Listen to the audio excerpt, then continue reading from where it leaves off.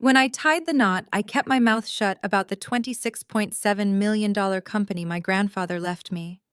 Thank God I did, because the morning after our honeymoon, my mother-in-law showed up at my penthouse with a notary and demanded I sign it all over to her son. My name is Sloane, 33 years old, and I was about to give my new family a brutal lesson in corporate finance. Before I continue this story, let me know where you are watching from in the comments below. Hit like and subscribe if you have ever had to protect yourself from greedy in-laws who thought you were an easy target. Growing up, I learned that silence was the best business strategy.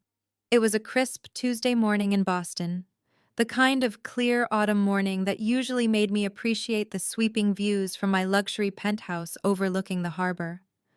I had just returned from a 2-week honeymoon in the Maldives with my husband Carter, who was 35 and supposedly the love of my life. I was standing in my pristine kitchen wearing a silk robe waiting for the espresso machine to finish brewing.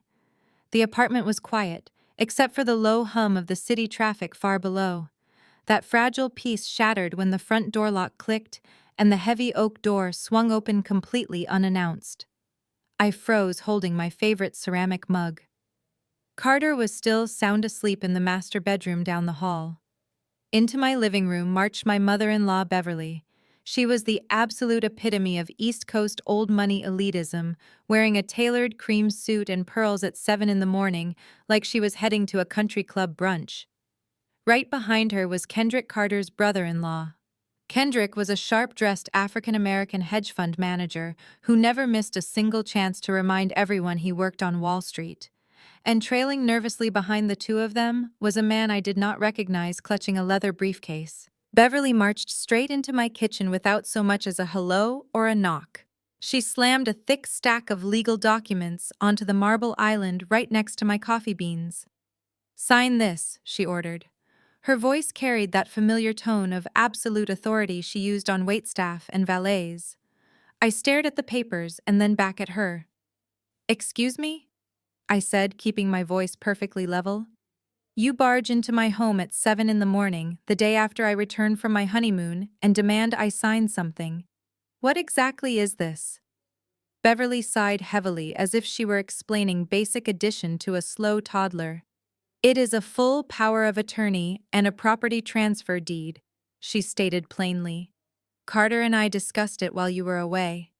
You are going to sign over that rundown warehouse your grandfather Harrison left you. Carter is going to manage the asset from now on because you clearly lack the business sense to handle it." My grip tightened on the warm coffee mug. I thought back to my wedding day just 3 weeks ago. During the lavish reception, Beverly had introduced me to her wealthy socialite friends with a thinly veiled sneer on her face. "This is Sloane," she had said loudly enough for me to hear while sipping her expensive champagne. "She comes from a humble truck-driving family. Her grandfather left her a little garage in the suburbs. We are just so glad Carter has a big enough heart to look past her lack of social standing." She had looked at me like I was a charity case. She thought I was just a naive girl clinging to a bankrupt trucking business. She had absolutely no idea what Grandfather Harrison's garage had actually become under my leadership. I looked down at the documents resting on my marble counter. The bold letters at the top clearly stated power of attorney and quitclaim deed. They wanted total control of my assets. I looked at the nervous man with the briefcase and realized he was a public notary brought here to make this theft legal on the spot. "Does Carter know you are here demanding my property?" I asked, buying time to process the sheer audacity of this ambush. Surely my new husband did not give his mother the key to my apartment so she could rob me blind before breakfast. Kendrick stepped forward, adjusting the cuffs of his expensive tailored shirt with a smug expression. "Carter knows, and he completely agrees, Sloane," he said smoothly. "He just did not want to ruin the honeymoon vibe by bringing it up while you two were on the beach. We are actually doing you a massive favor. That property is a liability. You should be thanking us for taking it off your hands before it ruins your credit score." I took a slow, deliberate sip of my espresso. The bitter taste grounded me, keeping my rising anger completely in check. I looked Beverly right in the eye, refusing to let her intimidate me in my own home. "I am not signing anything," I said simply, This property belongs to me. My grandfather left it to me and it is staying in my name alone. You can take your notary and your paperwork and see yourselves out right now." Beverly did not look angry. Instead, a cruel, satisfied smirk spread across her perfectly made-up face. She crossed her arms over her cream suit and let out a dry, condescending laugh. "I told Carter you would be difficult about this," she said, shaking her head. She turned her head slightly and nodded at the arrogant finance executive standing beside her. "Go ahead, Kendrick. Explain to our stubborn new bride why she has absolutely no choice but to pick up that pen and sign her little garage over to us." Kendrick stepped forward with the smooth, practiced arrogance of a man who spent his days moving millions of dollars across computer screens. He unbuttoned his tailored suit jacket and leaned his hands flat against my kitchen counter. He had a degree from a prestigious Ivy League university, and he never let anyone forget it. To him, I was just a girl who inherited a garage full of oil stains and rusted tools. He thought he was dealing with an uneducated laborer who would easily bow to his superior intellect. He had absolutely no idea who I really was. Sloan let us have an adult conversation about asset management. Kendrick began, his tone dripping with heavy condescension. "You see, in the real world of high finance, we have a specific term for properties like your grandfather's warehouse. We call them toxic liabilities. Right now, you are holding on to a depreciating piece of commercial real estate in a dead industrial zone. You have no reliable revenue stream. You have property taxes piling up every single quarter. And quite frankly, you have massive environmental hazards just waiting to trigger a city inspection." I stood perfectly still, letting him talk. I did not interrupt him. I just watched his mouth move, noting every single lie and manipulation tactic he deployed against me. "When you married Carter yesterday, your financial profiles merged permanently." Kendrick continued, pacing slightly as if he were giving a lecture to a room full of junior analysts. "Your debt-to-income ratio is a complete disaster, Sloan. Your grandfather ran a blue-collar cash business that barely scraped by. Now that you are legally tied to my brother-in-law, your toxic asset is actively dragging his pristine credit score through the mud. If you do not transfer the deed into our family trust today, Carter will not be able to secure the financing he needs for his own upcoming ventures. You are actively destroying his financial future with your stubbornness." Beverly nodded emphatically, crossing her arms over her expensive cream suit. "Listen to him, Sloan. Kendrick manages a top-tier hedge fund. He knows exactly what he is talking about. We are trying to protect our son from your financial mess." Kendrick was not finished yet. He reached into his leather briefcase and pulled out a generic-looking tax document, tossing it next to the deed. "And then there is the IRS," he said, lowering his voice to a threatening whisper. "I have seen how these small-time family trucking companies operate. The bookkeeping is always an absolute disaster. Cash payments under the table, missing receipts, questionable deductions. If the IRS decides to audit that warehouse, they will come after Carter too, because he is now your husband. Do you want to drag him into a federal tax fraud investigation? If you sign this quitclaim deed and the power of attorney, you transfer all the legal risk to us. We absorb the liability entirely. We deal with the tax burden. We are basically giving you a get-out-of-jail-free card." It was a masterful performance of financial gaslighting. He used all the right buzzwords to terrify a normal person: liability, tax fraud, credit destruction, federal audit. He painted a grim picture of impending doom, making it sound like they were performing an act of incredible charity by taking my property off my hands. He assumed because I did not flaunt designer bags or talk about stock portfolios at family dinners that I was completely financially illiterate. He mistook my quiet nature for total ignorance. Suddenly, a sharp electronic ringing cut through the tension in the kitchen. Kendrick pulled his phone from his pocket and tapped the screen, answering a video call. He turned the screen toward me so I could clearly see the caller. It was Whitney, my new sister-in-law, and Kendrick's wife. Whitney was lounging in a plush white robe at some high-end luxury spa, with a green clay mask smeared across her face and a glass of cucumber water in her hand. "Is she signing it yet?" Whitney demanded, her voice shrill and echoing out of the phone speaker. "God, Sloan, stop being so incredibly selfish." I stared at the screen, maintaining my cold composure while Whitney continued her vicious tirade. "Do you have any idea how much money my mother spent yesterday to make your wedding look respectable?" Whitney sneered, taking a sip of her water. "She spent an absolute fortune on those floral arrangements alone, just to distract our social circle from the fact that Carter was marrying a girl from a blue-collar family. We had to invite all our country club friends and pretend you came from old money just so my brother would not be a complete laughingstock. The absolute least you can do to repay us is let the men in the family handle the adult business decisions. Just sign the stupid paper so Carter can get back to work." I looked from the phone screen to Kendrick and then to Beverly. They were all in on it. This was a highly coordinated ambush planned long before I ever walked down the aisle. They wanted to strip me of my inheritance less than 24 hours after I said my vows. What Kendrick, the brilliant hedge fund manager, completely failed to realize was that my grandfather's company was no longer a struggling fleet of diesel trucks. 3 years ago, I had sold off the physical vehicles and completely restructured the business. I had taught myself to code, hired a brilliant team of developers, and transformed Harrison Trucking into a state-of-the-art, automated software platform for global supply chain logistics. My software was currently being used by 3 of the largest retail chains in North America to track their inventory. The company was highly profitable and completely debt-free. But I kept my mouth firmly shut. I let them dig their own graves. "Sloan, we do not have all day," Beverly snapped, tapping her manicured fingernail against the marble countertop. "Pick up the pen." I looked down at the pen resting on top of the legal documents. Then I looked up at my mother-in-law. I kept my face entirely devoid of emotion. I did not yell, I did not cry. I simply asked one question. "Does Carter know that you two barged into my home at 7 in the morning to force me to sign away my inheritance?" Beverly let out a sharp, dismissive laugh. "Of course he knows." Before she could say another word, the heavy oak door of the master bedroom clicked open.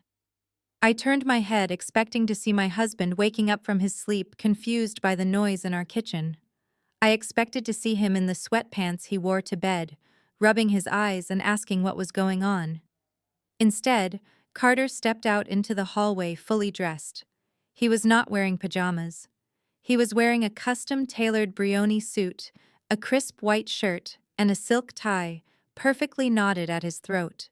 His hair was slicked back, and his expensive cologne wafted into the kitchen. He had been awake and ready this entire time, waiting in the bedroom, while his family did the dirty work. He walked into the kitchen and stopped beside his mother, looking at me with eyes as cold as ice. Carter stood perfectly still. His suit was immaculate, without a single crease. He reached into his breast pocket and pulled out the silver Montblanc pen I had gifted him for his 30th birthday.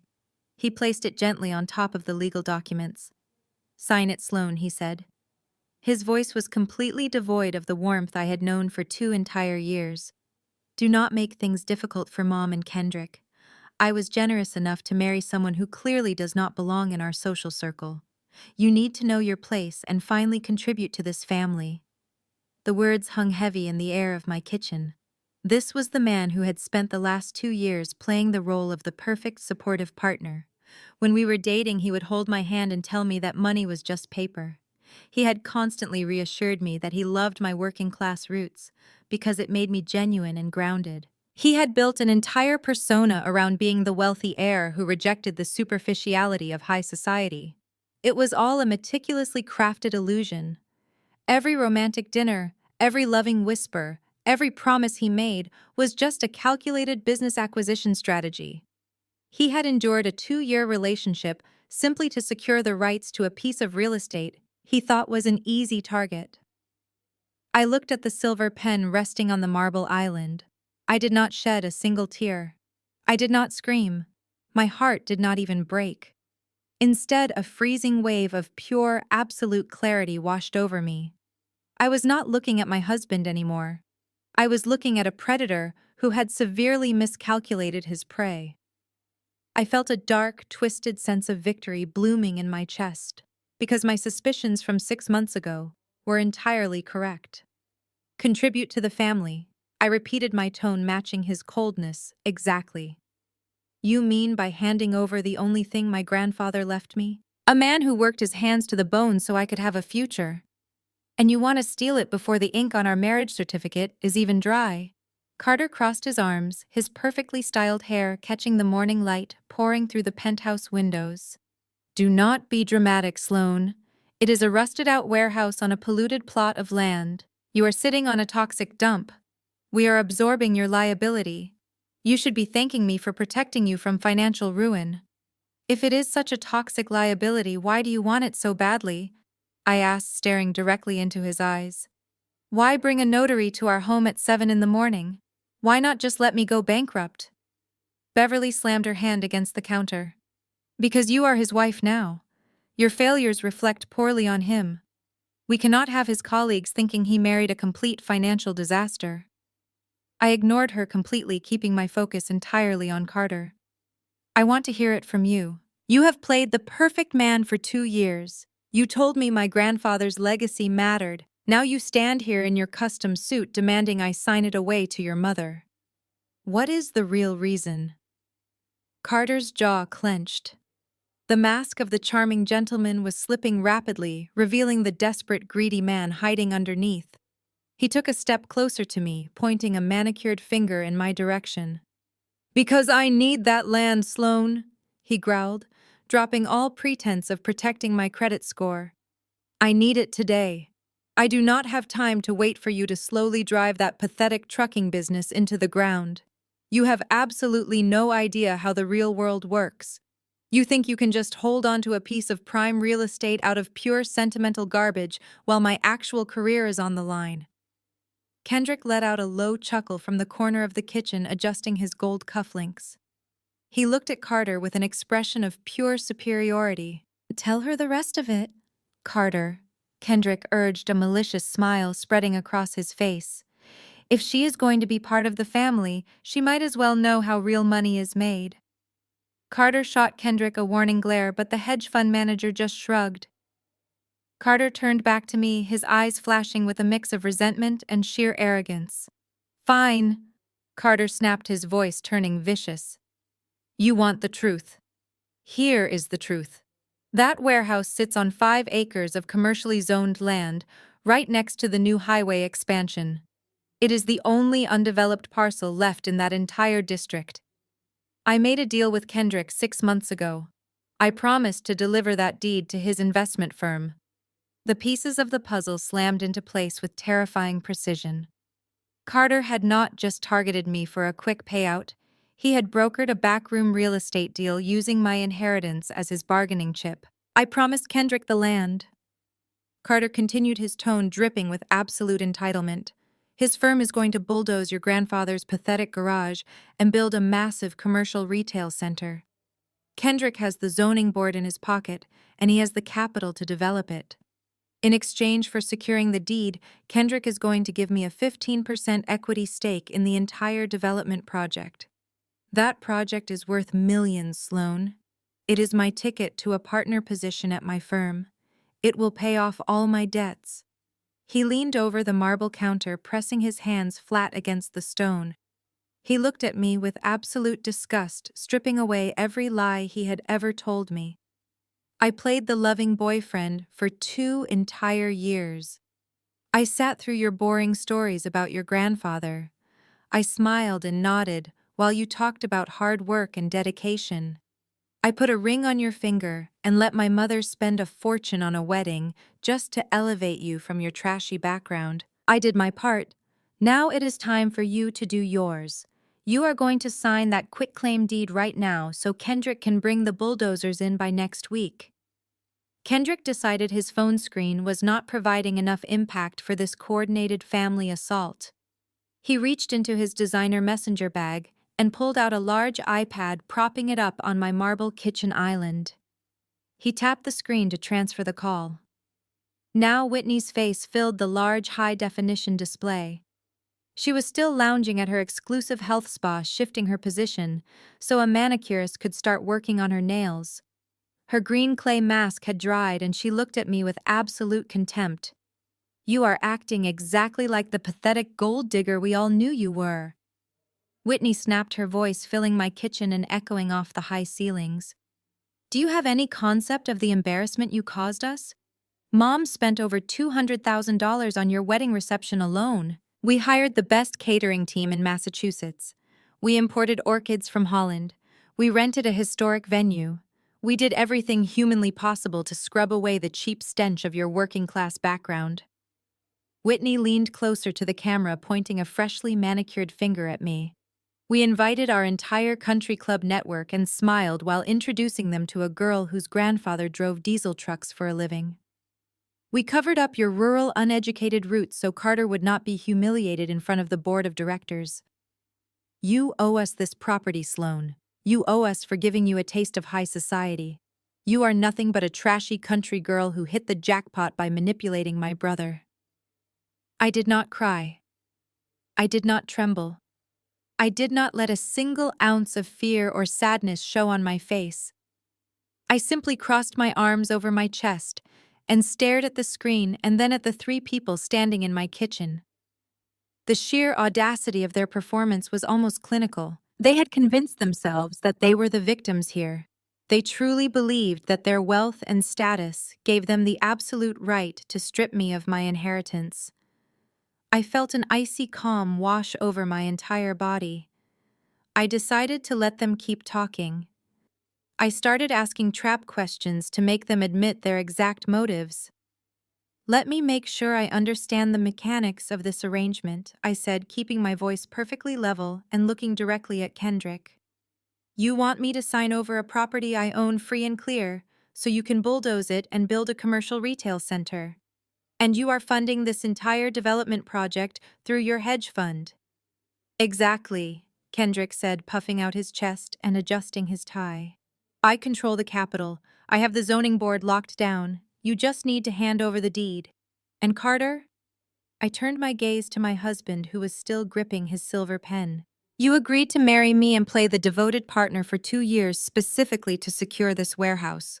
The wedding was just a business acquisition cost for you. You never actually cared about me at all." "It was an investment," Carter replied coldly, without an ounce of remorse in his eyes. "I invested 2 years of my life pretending to care about your boring stories and your small-town mentality. Kendrick promised me a 15% equity stake in the new development. That equity will clear my debts and secure my promotion at the firm. So yes, Sloan, you were a business transaction. And now it is time for the transaction to close." I nodded slowly, processing his complete lack of humanity. "And the wedding expenses," I said, turning toward the iPad screen where Whitney was watching intently. "You view the money spent on the wedding as a down payment for my grandfather's land?" "Obviously," Whitney scoffed, waving her free hand at the screen. "We bought you, Sloan. We bought your wardrobe, we bought your venue, and we bought your entrance into our family. The warehouse is our return on investment. Do not act like you are losing anything. You get to stay married to a successful man and live in this gorgeous penthouse. You just need to surrender the deed, like a good little wife." I let their admissions hang in the air. They were so blinded by their own greed and arrogance that they did not realize they were digging a massive hole. They had just freely admitted to a coordinated conspiracy to commit fraud and extortion. They had admitted to manipulating a marriage for financial gain and orchestrating a hostile takeover of my personal assets. "So just to be absolutely clear," I said, my voice dropping to a whisper that commanded the entire room, "none of you actually investigated the current status of my company. You just assumed it was a failing trucking business because I did not brag about money at your fancy dinner parties. You assumed I was stupid." Carter rolled his eyes, stepping closer to the island and tapping the legal documents impatiently. "We do not need to investigate a pile of rusted metal and unpaid property taxes, Sloan. We know exactly what you have. Nothing. You have absolutely nothing except the dirt it sits on. Stop trying to sound smart. It does not suit you." Beverly had been standing silently, taking in my total lack of submission. She expected tears. She expected begging. She expected me to crumble under the weight of their collective intimidation. My cold, calculated questioning was unnerving her, and she was rapidly losing whatever tiny shred of patience she had left. The polished facade of the East Coast matriarch finally cracked completely. Her face turned an ugly shade of red, and the veins in her neck strained against her pearl necklace. She stepped forward and slammed her hand down hard onto the marble countertop right next to the transfer deed. The loud smack echoed through the penthouse, causing the notary to flinch. "I am entirely done playing these little games with you," Beverly hissed, her voice turning venomous and sharp. "You listen to me, you ungrateful little gold digger. We hold all the cards here. You are going to pick up that pen and sign the property over right this second. Sign it now, or tomorrow you are out on the street with divorce papers and an empty bank account." Carter stepped right up to the edge of the marble island, leaning his weight onto his hands. The silence that followed Beverly's threat was thick and suffocating.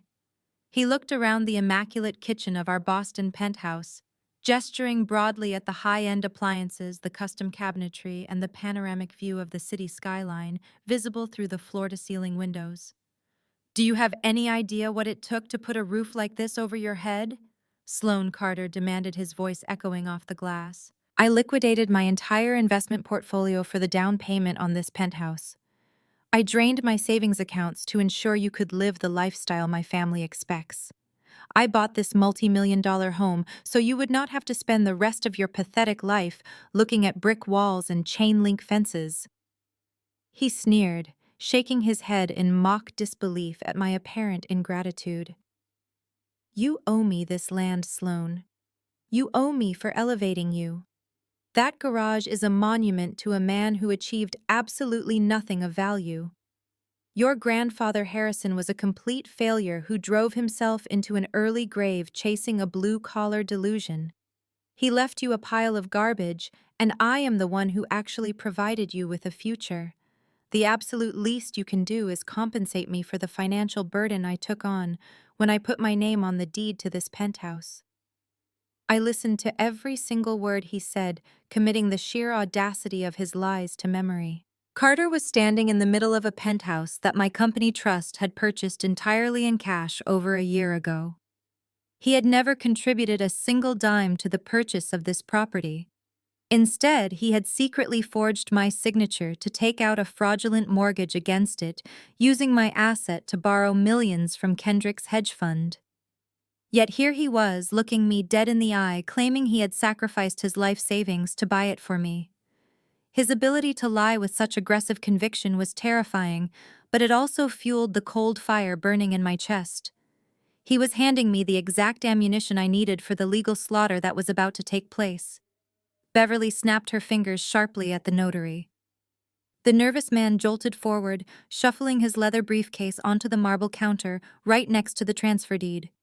He unzipped the main compartment with trembling hands and pulled out a heavy brass stamp pad, setting it down with a loud thud.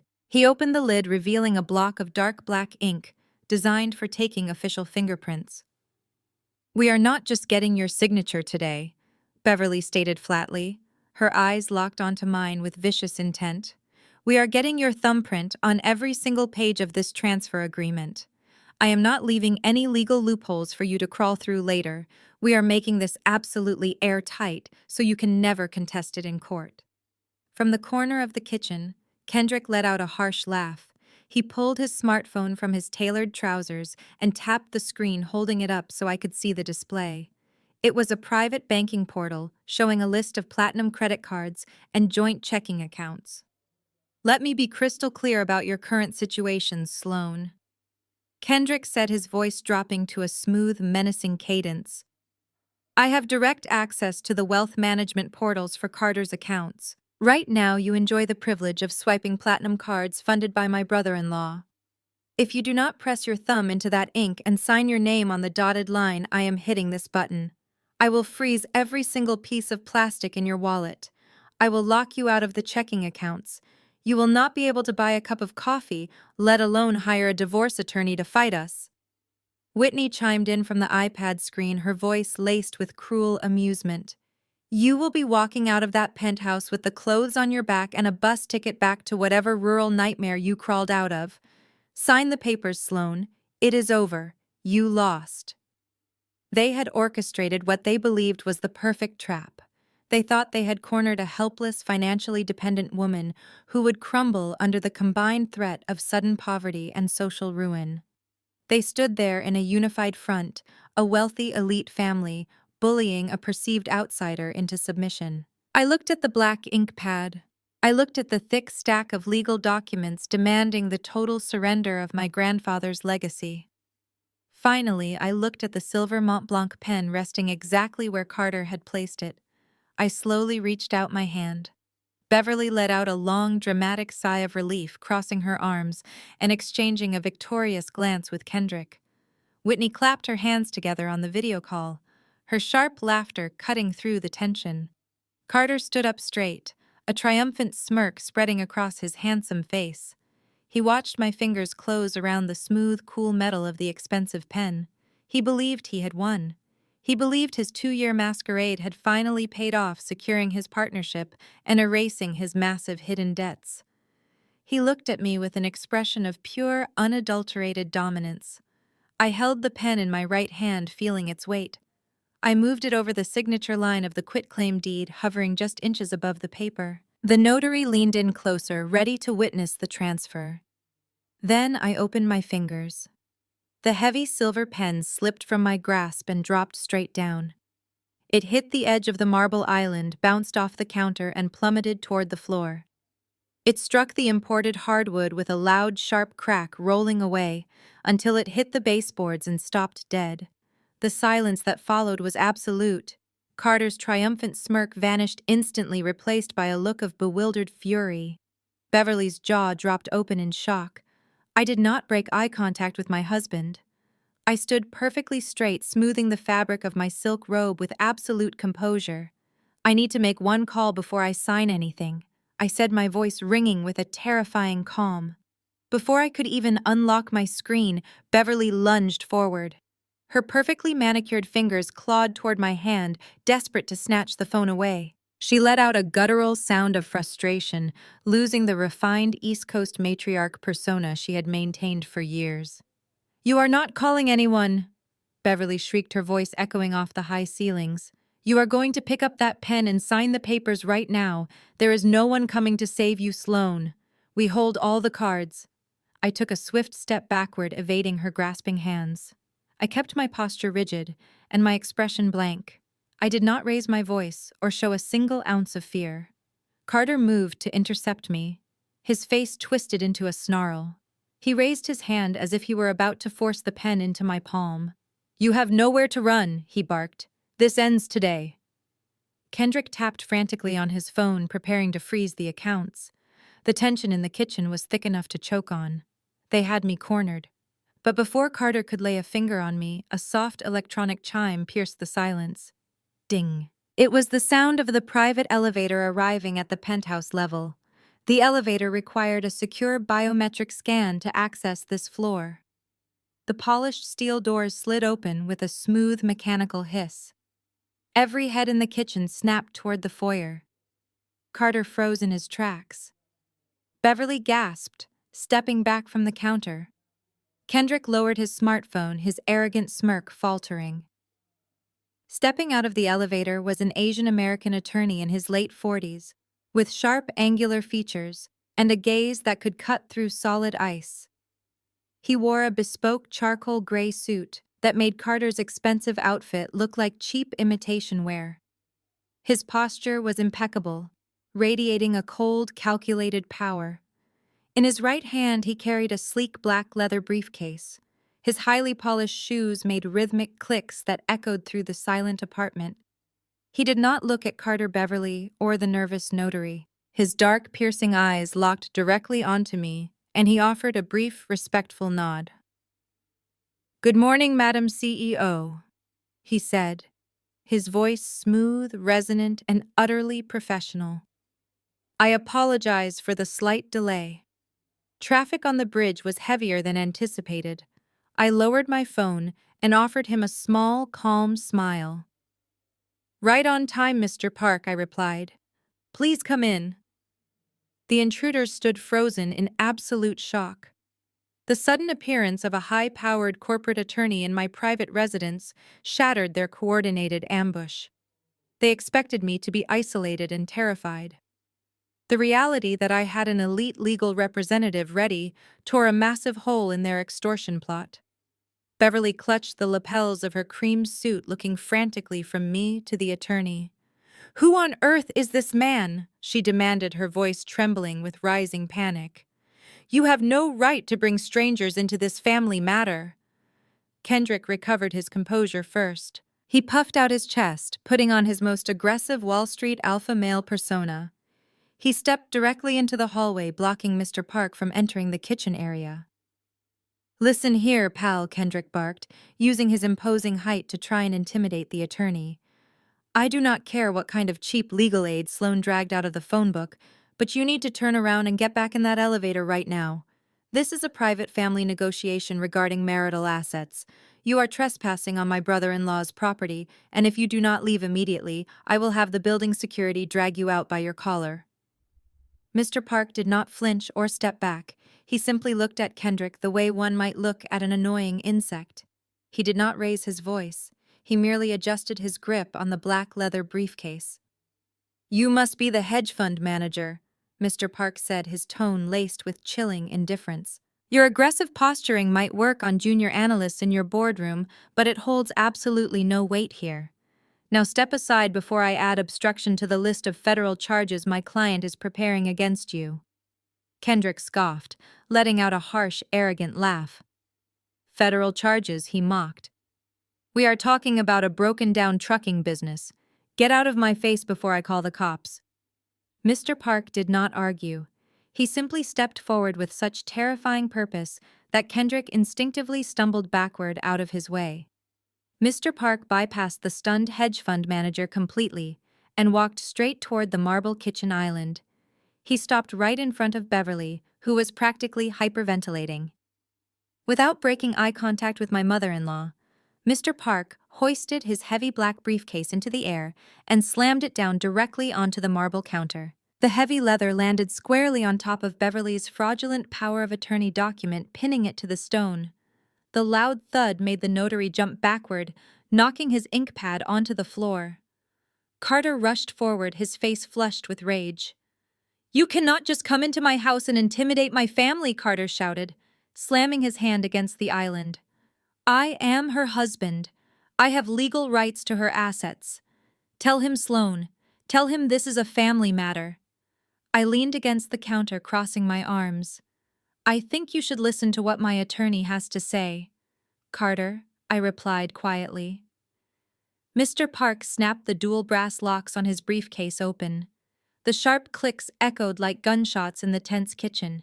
He opened the lid, revealing neat stacks of pristine financial and legal documents. He reached inside and slowly pulled out a glossy magazine. It was a brand new, unreleased upcoming issue of Forbes magazine, the ink on the cover barely dry. He placed it deliberately on the counter, facing Carter and Kendrick. Then he reached back into the briefcase and pulled out a thick, bound legal folder bearing the unmistakable official seal of the Securities and Exchange Commission. He set the SEC file down right next to the magazine, aligning them perfectly. Mr. Park pushed the glossy magazine across the smooth marble counter directly toward the hedge fund manager. "Read the cover story, Mr. Kendrick," Mr. Park instructed, his voice sharp and unyielding. "You claim to be a Wall Street expert who evaluates commercial assets. Let us see how accurate your professional assessment of my client's liability truly is." Kendrick scoffed, loudly rolling his eyes as he reached for the publication. He picked it up with a dismissive flick of his wrist, fully expecting to see some local neighborhood newsletter or a trade magazine for truck drivers. He glanced at the glossy page. Then his entire body went completely rigid. The smug, arrogant sneer vanished from his face in a fraction of a second. The deep, rich color drained from his cheeks, leaving him looking physically sick. His hands began to tremble so violently that the pages of the magazine rustled audibly in the quiet kitchen. He stared at the print, as if it were written in a foreign language, his mind completely unable to process the information in front of him. "What is it?" Kendrick Whitney demanded through the iPad speaker, her voice shrill and impatient. "What does the magazine say? Stop standing there like a statue and read it to us." Kendrick could not speak. He just stared at the glossy cover, his mouth opening and closing soundlessly. I watched him process the total destruction of his massive ego. The cover featured a high-definition photograph of my grandfather's warehouse. But it was not the rusted, decaying building they had all imagined. It showed the sleek, modernized glass and steel facility I had built over the original structure. And right across the center, in bold black and gold lettering, was the headline, detailing the rapid rise of the most disruptive technology startup on the entire East Coast. Mr. Park did not wait for the stunned hedge fund manager to find his voice. He turned to Beverly and Carter, delivering the facts with the precision of a lethal weapon. "That dilapidated trucking business you just tried to steal from my client no longer exists," Mr. Park stated coldly. 3 years ago, Madam CEO restructured the entire operation from the ground up. She personally coded a proprietary artificial intelligence platform designed to automate global business-to-business supply chain logistics. She transformed a blue-collar transport company into an elite software enterprise while you were busy mocking her background. Beverly took a staggering step back, gripping the edge of the kitchen island with both hands to steady herself. Her mouth dropped open, but the vicious elitist insults she had been hurling at me all morning were completely choked off in her throat. She looked at me as if I had suddenly transformed into an alien species. The woman who had spent months parading me around her country club friends as her son's tragic charity case was now suffocating on her own profound ignorance. Her perfect upper-class facade shattered into a million irreparable pieces. Mr. Park tapped his manicured index finger against the thick SEC filing folder, demanding their absolute attention. "Currently, my client's enterprise holds exclusive software contracts with 4 of the largest retail conglomerates in North America. Last month, independent financial auditors completed a thorough valuation of her company in preparation for an upcoming corporate merger with a global shipping syndicate." Mr. Park paused, letting the heavy silence stretch for maximum dramatic impact. "The current market valuation of the company you just called a toxic dump is exactly $26.7 million. The number hit the room like a physical shockwave. $26.7 million. Carter staggered backward, hitting the stainless steel refrigerator with a loud thud. His face contorted in absolute disbelief. He looked at the magazine in Kendrick's shaking hands, and then back at me. His mind was clearly short-circuiting, struggling to reconcile the poor, uneducated country girl he thought he had married with the multi-million-dollar tech CEO standing right in front of him. For 2 entire years he had played the role of the wealthy savior. He had paid for our dinners, bought me clothes, and constantly reminded me of his financial superiority. He had complained about his own debts while plotting to steal a piece of dirt he thought was worth a fraction of his own portfolio. Now he realized that his quiet, unassuming wife could buy and sell his entire existence 10 times over without even checking her bank balance. The realization struck him with the force of a freight train. 26 million, Whitney gasped through the iPad screen, her green clay mask cracking around her mouth as her jaw dropped open in horror. That is completely impossible. She drives a 4-year-old sedan. She buys her clothes at regular department stores. She is lying to us. This is some kind of elaborate trick to get out of signing the papers. It is a verified federal filing, Mr. Park corrected sharply, not even bothering to look at the iPad screen. The merger documents have already been submitted to the Regulatory Commission. The valuation is absolute fact. The ink is dry, and the numbers are completely undisputed. I watched my husband carefully analyzing every micro-expression on his face. I watched the initial shock fade from his features. I watched the sheer terror of his own financial ruin evaporate. And then I watched something far more disgusting take its place. Pure, unadulterated greed flooded his vision. The cold calculation returned to Carter's eyes. The man who had just screamed at me, who had just confessed to marrying me solely to steal my land and pay off his massive hidden debts, suddenly transformed back into the loving, devoted partner. His posture relaxed immediately. A wide, manic smile stretched across his face, erasing the hostile predator from just moments ago. He stepped away from the refrigerator and walked toward me, holding both of his hands out in a gesture of absolute joy, as if we were celebrating a lottery win together. "My God," Sloane Carter exclaimed, his voice dripping with forced enthusiasm and desperate affection.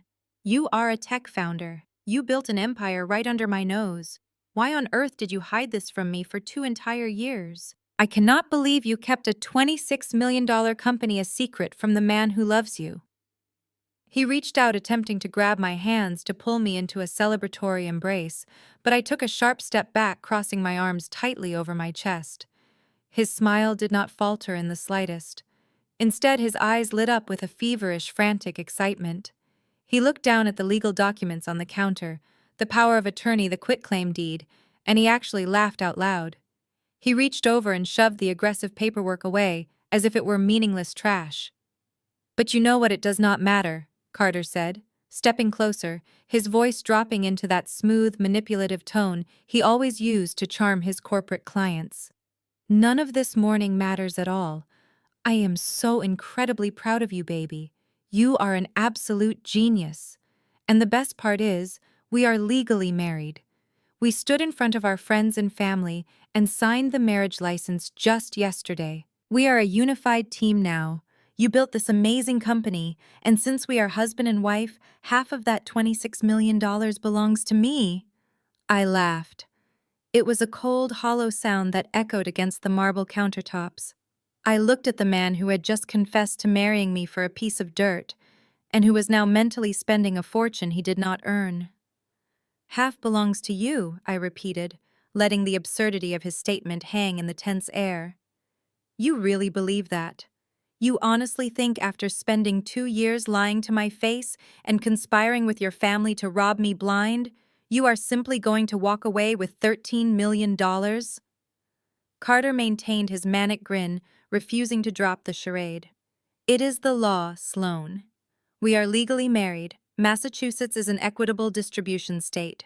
Whatever you built during our relationship is subject to division. I am your husband. We share everything now. Mr. Park did not even bother to look up from his pristine leather briefcase. He simply unclasped the heavy brass ring of the SEC file and flipped it open. The sharp rustle of the thick legal paper sliced right through Carter's arrogant delusion. "Equitable distribution only applies to marital assets, Mr. Carter," Mr. Park stated, his voice ringing with absolute authority. "And as of this exact moment, your wife does not legally own a single share of the company you are attempting to claim." Carter froze. The greedy light in his eyes flickered. "What are you talking about? She is the founder. She just said she built it. Building an enterprise and holding its nominal ownership are two entirely different concepts in corporate law," Mr. Park explained, adjusting his glasses. He extracted a heavily stamped document from the file and laid it flat on the counter directly next to Beverly's useless power of attorney. "8 months prior to your wedding ceremony, my client executed a highly sophisticated asset protection strategy. She transferred 100% of her equity in the AI logistics platform into an irrevocable blind trust registered in the state of Delaware." I watched Beverly's face contort in confusion, while Carter stepped forward, trying to read the dense legal jargon printed on the trust documents. They were completely out of their depth. They had brought a basic public notary to a high-stakes corporate war. "Let me translate that into terms even you can understand," I said, stepping closer to the island and looking directly at my husband. "An irrevocable trust means exactly what it sounds like. It cannot be modified, amended, or terminated. Once the assets were transferred into that trust, I legally surrendered all ownership rights to them. A third-party trustee manages the entire portfolio completely independent of my control. On paper, I am simply a salaried employee of the corporation. I do not own the shares. I do not own the real estate. I do not own the warehouse. I picked up the quitclaim deed Beverly had tried to force on me and let it flutter back down to the marble surface. Which means this pathetic piece of paper your mother brought here today is completely worthless. You cannot transfer an asset you do not legally possess. Even if you held a gun to my head and forced me to press my thumb into that ink pad, it would not matter. The trust holds the deed. The trust holds the company. And the trust is totally bulletproof. You cannot do that. Beverly shrieked, her voice cracking with sheer panic. You cannot just hide millions of dollars from your own husband. That has to be illegal. That is marital fraud. Mr. Park let out a brief, humorless scoff. Protecting premarital assets is a fundamental legal right, madam. My client established the Delaware Trust entirely with independent funds, long before any marital vows were exchanged. The assets never commingled with any joint accounts. By the time your son placed that wedding ring on her finger yesterday, the company had already been locked away in a legal fortress for nearly a year. In the event of a divorce, which appears imminent, your son has absolutely zero legal claim to a single penny of the $26 million valuation. Carter stared at the documents, his chest heaving as he struggled to process the total annihilation of his master plan. The reality of the situation crashed down on him with devastating force. He had spent 2 years playing the perfect partner. He had sat through endless dinners acting like the supportive boyfriend. He had legally bound himself to a woman he secretly despised, all for a payout that simply did not exist. He had married a billionaire on paper who was legally a ghost. You planned this, Carter whispered, his voice shaking with a terrifying mix of realization and rage. You knew what I was doing. You knew I wanted the land, and you set a trap for me. I secured my legacy. Carter, I corrected him, my tone dropping to a dangerous whisper. My grandfather worked his entire life to give me a foundation. I was never going to let a desperate, greedy little boy steal it to pay off his bad investments. I trusted you until I caught you going through my home office files 6 months ago. That was when I realized you were digging for property records. So I called Mr. Park and I locked the doors. You played yourself. While Carter and Beverly spiraled into total despair, I shifted my gaze toward the corner of the kitchen. Kendrick, the arrogant hedge fund manager, who had been so eager to lecture me on financial liabilities, had gone completely silent. Kendrick was a seasoned Wall Street analyst. He understood the complex mechanics of corporate trusts better than anyone else in the room. He understood exactly what an irrevocable blind trust meant. And more importantly, he understood the catastrophic domino effect this revelation was about to have on his own career. I watched the color completely drain from Kendrick's face. Large beads of cold sweat began to form along his hairline, rolling down his temples and staining the collar of his expensive custom shirt. His breathing became shallow and rapid. He slowly took a step backward, his highly polished shoes dragging awkwardly against the hardwood floor. Kendrick was not looking at the legal documents on the counter anymore. He was staring directly at Carter. His eyes were wide with absolute unadulterated horror. His hands started to shake so violently that he had to grip the edge of the refrigerator to keep himself standing. Kendrick looked like a man who had just realized he was standing on a live landmine, and the timer had already reached 0. He realized he had walked blindly into a massive trap, but the trap was not set by me. It was set by the desperate man he called family. I shifted my gaze away from Kendrick and locked my eyes completely onto my husband. Carter was backed against the stainless steel refrigerator, breathing heavily like a cornered animal. The polished, sophisticated gentleman who had confidently ordered me to surrender my inheritance just minutes ago was entirely gone. In his place stood a desperate, terrified man realizing that every single one of his dark secrets was about to be dragged into the freezing light of day. You told everyone you liquidated your impressive investment portfolio to afford our lifestyle, I said, my voice slicing through the heavy silence of the kitchen. You paraded around Boston in your custom Brioni suits, complaining to my face about the heavy burden of managing your vast wealth. You made sure I always felt like a financial dependent. You made sure I felt grateful for your supposed generosity. But the truth is entirely different, is it not, Carter? Carter swallowed hard, his throat bobbing visibly. He opened his mouth to formulate another lie, but no sound came out.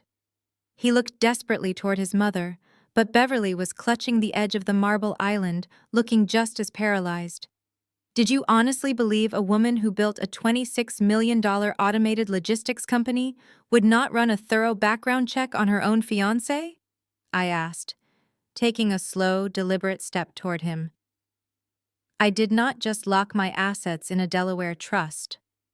4 months ago, I hired a premier corporate forensic accountant and a private financial investigator. I asked them to do a deep dive into the brilliant, successful man I was supposed to marry, Mr. Park reached into his black leather briefcase and pulled out a thick red folder, setting it down with a sharp, definitive slap against the marble. The sound made Beverly flinch. You do not have an investment portfolio, Carter. I continued, raising my voice so it commanded every corner of the penthouse. You do not have savings. You are completely, entirely hollow. You are nothing but a walking mountain of toxic debt wrapped in expensive Italian wool. You made catastrophic bets on high-risk derivatives hoping for a massive payout that never materialized. When the market dipped, you lost everything. But you did not stop there, did you? You kept borrowing, hoping to cover your massive losses. I pointed directly at the red folder on the counter. My investigators found the exact numbers. You are currently suffocating under a $3 million margin call, $3 million of pure unadulterated debt that is entirely past due. Carter squeezed his eyes shut, shaking his head violently as if he could physically deny the reality of my words. Beverly let out a small, strangled gasp, pressing her manicured hand over her mouth. And the absolute best part of this miserable, pathetic tragedy is who exactly you owe that money to. I said, turning my body slightly so I could look at both Carter and the hedge fund manager sweating profusely in the corner. You owe that $3 million directly to Kendrick's investment fund. Kendrick let out a harsh, ragged breath, wiping the cold sweat from his forehead with the back of his hand. He glared at Carter with a look of pure, murderous intent. The puzzle pieces were slamming together in his mind, exposing the horrific reality of his brother-in-law's actions. You were facing a total default, I explained, keeping my tone icy and relentless. If you did not satisfy that margin call, you were not just facing personal bankruptcy. You had illegally diverted client funds to cover your initial gambling. You were facing a massive federal indictment for wire fraud and embezzlement. You were staring down the barrel of a 10-year sentence in a federal penitentiary. You needed a miracle to stay out of a prison cell. Enter Sloan, the naive truck driver's granddaughter with 5 acres of commercially zoned real estate. I turned my attention to Beverly, who was now trembling uncontrollably. And you knew everything I said, stepping right up to my mother-in-law. You knew your golden boy was about to be indicted. You knew he was facing federal prison. You conspired with him to find an easy mark. You evaluated me as a sacrificial lamb. You orchestrated this entire lavish wedding not to hide my working-class background from your high society friends, but to distract me from your absolute financial ruin. You maxed out your last remaining credit lines to fund the champagne, the imported orchids, and the historic venue, hoping the investment would pay off the morning after the honeymoon. You played the arrogant snob to hide the fact that your family is secretly destitute. Beverly shook her head, tears finally spilling over her mascara and running down her cheeks. We had no choice, she sobbed, her voice cracking under the weight of her exposed crimes. He is my son. I had to protect him. We just needed the land to clear the debt. You have so much money, Sloan. You did not even need that warehouse. You could have saved him. I stared at her, feeling nothing but profound disgust for her twisted maternal logic. You tried to rob me blind to cover up your son's felonies, I replied, my voice completely flat. That does not make you a protective mother. That makes you a criminal co-conspirator. A sharp metallic clatter drew my attention back to the marble island. Kendrick had dropped his phone onto the counter, his hands shaking too violently to hold it anymore. But the iPad propped up next to the legal documents was still broadcasting the video call. I looked at the bright, high-definition screen. Whitney was still connected via FaceTime from her luxury spa retreat. The thick green clay mask on her face had cracked and flaked away around her mouth and eyes because her jaw was hanging wide open in sheer, absolute horror. She had heard every single word of my forensic breakdown. She had heard the undeniable truth about her supposedly wealthy family. Whitney stared through the camera lens, her eyes darting frantically between her terrified mother, her ruined brother, and her furious husband. She realized in real time that her perfect elite family was a complete fabrication. She realized that her brother was a common criminal who owed her husband $3 million. She realized that her mother had actively conspired to deceive everyone, including her. The pristine, wealthy lifestyle she had been bragging about just minutes ago was actually a massive house of cards built on fraud, debt, and desperate lies. And now she was watching that house of cards burn straight to the ground. The silence in the kitchen was shattered by a visceral, guttural roar. Carter pushed himself off the refrigerator, his face twisted into a mask of pure desperation. The exposure of his massive financial failures had backed him into a corner, and he was lashing out with the last weapon he thought he possessed. He pointed a shaking finger toward the front door, his chest heaving. "Fine." Carter screamed, his voice cracking under the strain of his collapsing reality. "You have your trust fund, Sloan. You have your hidden tech empire. But this is still my house. I bought this penthouse. I paid the down payment. I hold the keys to this property, and I want you out right now. Pack your bags and get the hell out of my home before I have building security throw you onto the street." He stood tall, trying to reclaim his dominant posture to mask his utter humiliation. He actually believed his own delusion. He believed that because he had strutted around during the closing process, acting like the wealthy benefactor, he somehow held the legal right to evict me. I did not move an inch. I simply looked at him with profound pity. Mr. Park sighed a quiet, sharp sound that commanded the room. He reached into his immaculate black leather briefcase for the third time. His movements were precise, devoid of wasted energy. He extracted a crisp piece of parchment paper adorned with the official raised seal of the Suffolk County Registry of Deeds.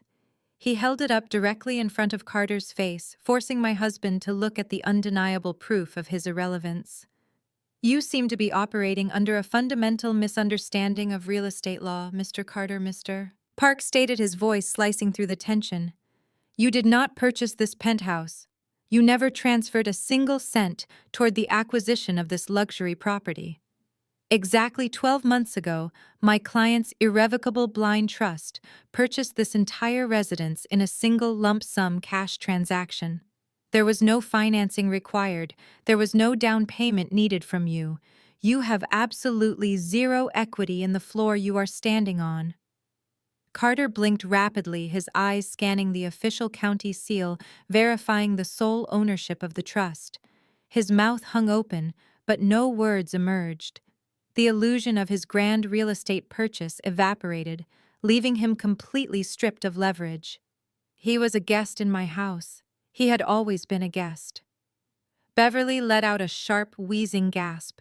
Her knees buckled, and she had to grip the edge of the marble island with both hands to prevent herself from collapsing onto the hardwood floor. The color drained from her face, leaving her looking gray and suddenly very old.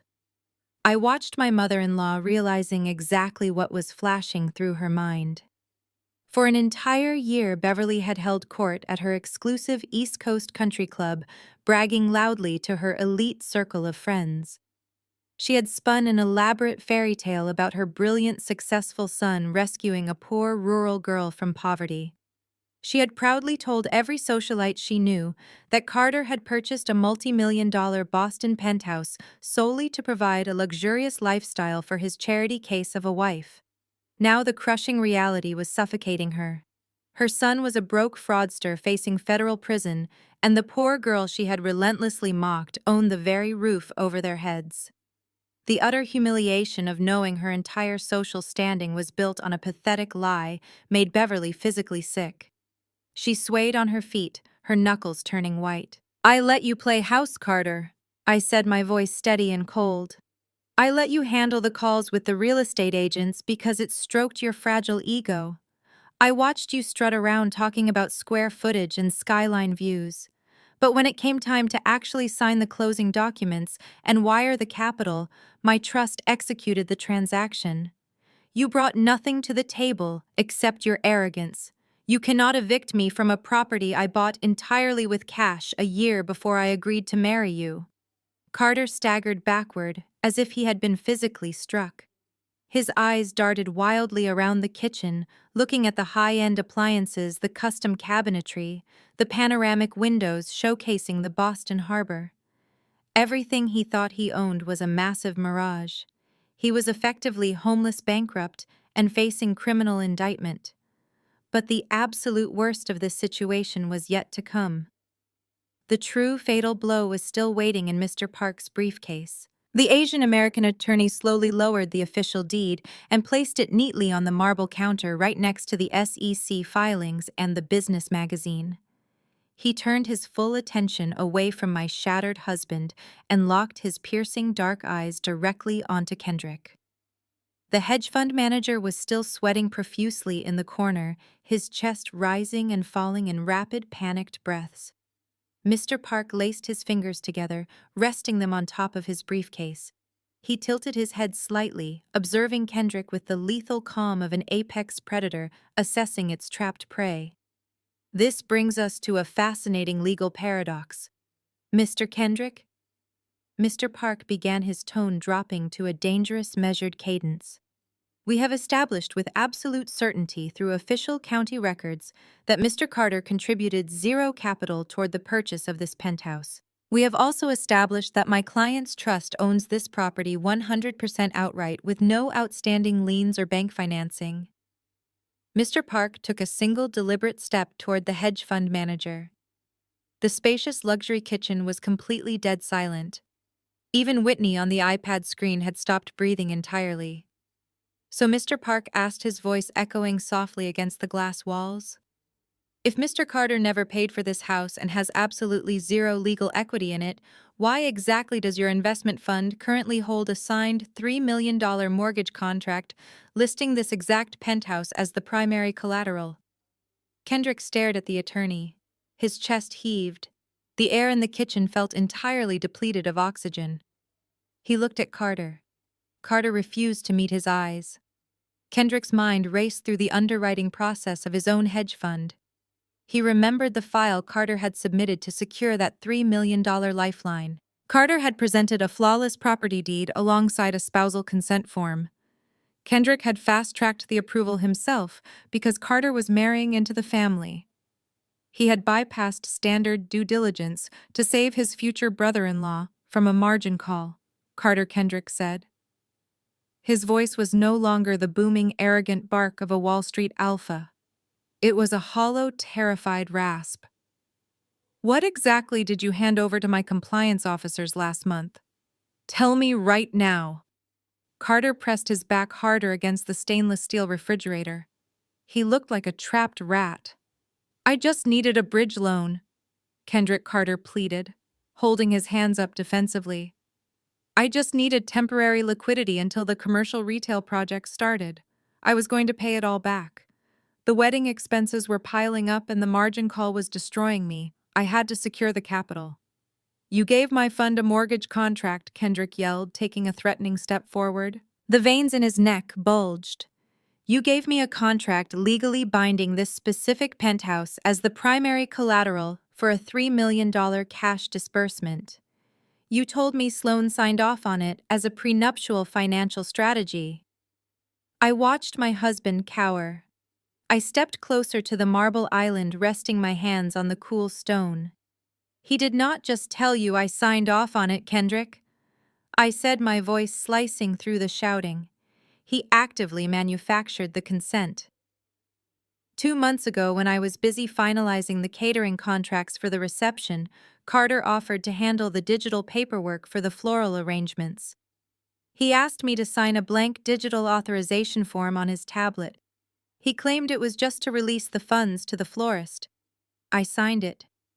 But he never sent that signature to the florist, did he? I turned my gaze to Carter, who was visibly shaking now. You took my digital signature, Carter. You ripped the file from that tablet and you meticulously overlaid it onto a fraudulent commercial mortgage application. You falsified a spousal consent decree. You legally pledged a property you did not own, a property held securely in an irrevocable blind trust, to secure a massive cash loan from your own brother-in-law. Whitney gasped audibly through the iPad speaker. "Carter, you forged her signature to steal from my husband," she cried, her voice cracking with pure disbelief. "You stole from our family." Mr. Park stepped forward, his highly polished shoes clicking sharply against the hardwood floor. He commanded the room instantly. The mechanics of this deception elevate the situation far beyond a simple family dispute. Mr. Park stated, his tone radiating absolute legal authority. "Mr. Carter, you have fundamentally misunderstood the severity of your actions. When you affixed my client's forged signature to a financial instrument and submitted it to an investment fund, you crossed a very rigid legal boundary." Mr. Park adjusted his suit jacket, looking at Carter with eyes devoid of any human sympathy. "By pledging an asset you do not possess to secure capital, you committed felony mortgage fraud. You knowingly deceived a financial institution for personal monetary gain. But your gross negligence did not stop there. Because Mr. Kendrick's hedge fund operates its primary servers across state lines in New York, every single email you sent containing those forged documents constitutes a separate count of federal wire fraud." Beverly let out a strangled whimper, clutching her chest as if she were having a heart attack. She had spent her entire life cultivating a pristine high society image, and now she was standing in a kitchen, listening to a corporate attorney list the federal felonies her golden child had committed. Wire fraud carries a penalty of up to 20 years in a federal penitentiary per count. Mr. Park continued relentlessly delivering the facts like physical blows. And because this scheme involved a financial institution, the statute of limitations extends to 10 years, and the fines reach into the millions. You did not just ruin your own life, Mr. Carter. You have actively compromised Mr. Kendrick's entire investment fund.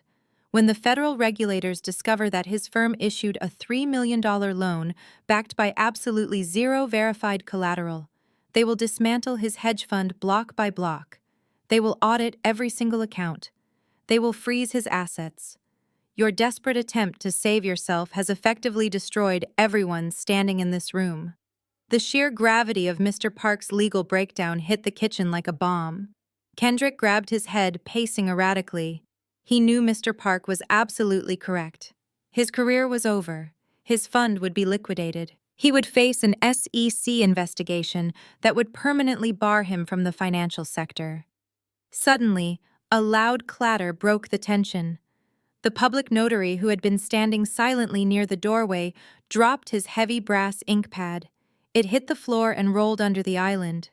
The man was sweating profusely, his eyes darting frantically between Mr. Park and the front door. He had been hired by Beverly for a quick under-the-table cash payment to rubber stamp a property transfer. He never signed up to be an accessory to a multi-million-dollar federal racketeering conspiracy. The moment the notary heard the words federal penitentiary and wire fraud, his survival instincts completely overrode his professional obligations. He abandoned his leather briefcase on the counter. He spun around his shoes, slipping slightly on the polished floor, and made a desperate, frantic dash straight toward the heavy oak front door of the penthouse. He did not even make it 5 steps, Mr. Park did not chase him. He did not raise his voice. The attorney simply reached into his perfectly tailored suit pocket and retrieved his sleek smartphone. Without breaking eye contact with the fleeing man, Mr. Park tapped a single button on a proprietary smart home application I had installed weeks ago. A loud, heavy mechanical clack echoed through the entire penthouse. The reinforced steel deadbolts on the front door and the private elevator entrance engaged simultaneously, sealing the perimeter with absolute finality. The notary grabbed the brass handle and yanked violently, but the door remained completely immovable. He was entirely locked inside the crime scene alongside the very people who had dragged him into this catastrophic nightmare. The heavy metallic thud of the smart home security system engaging echoed through the penthouse like the closing of an impenetrable vault door. The frantic public notary stood frozen with both of his hands desperately gripping the unyielding brass handle of the front entrance. He pulled and twisted with all his body weight, but the reinforced steel mechanism refused to budge a single millimeter. He was entirely trapped inside the very crime scene he had helped facilitate. Mr. Park slowly turned away from the terrified hedge fund manager and directed his piercing dark eyes toward the man clawing at the exit. The attorney did not rush. He simply adjusted his bespoke suit jacket and walked across the polished hardwood floor with the measured, deliberate strides of a seasoned executioner. The rhythmic click of his shoes sounded like a ticking clock counting down the final seconds of the notary's professional life.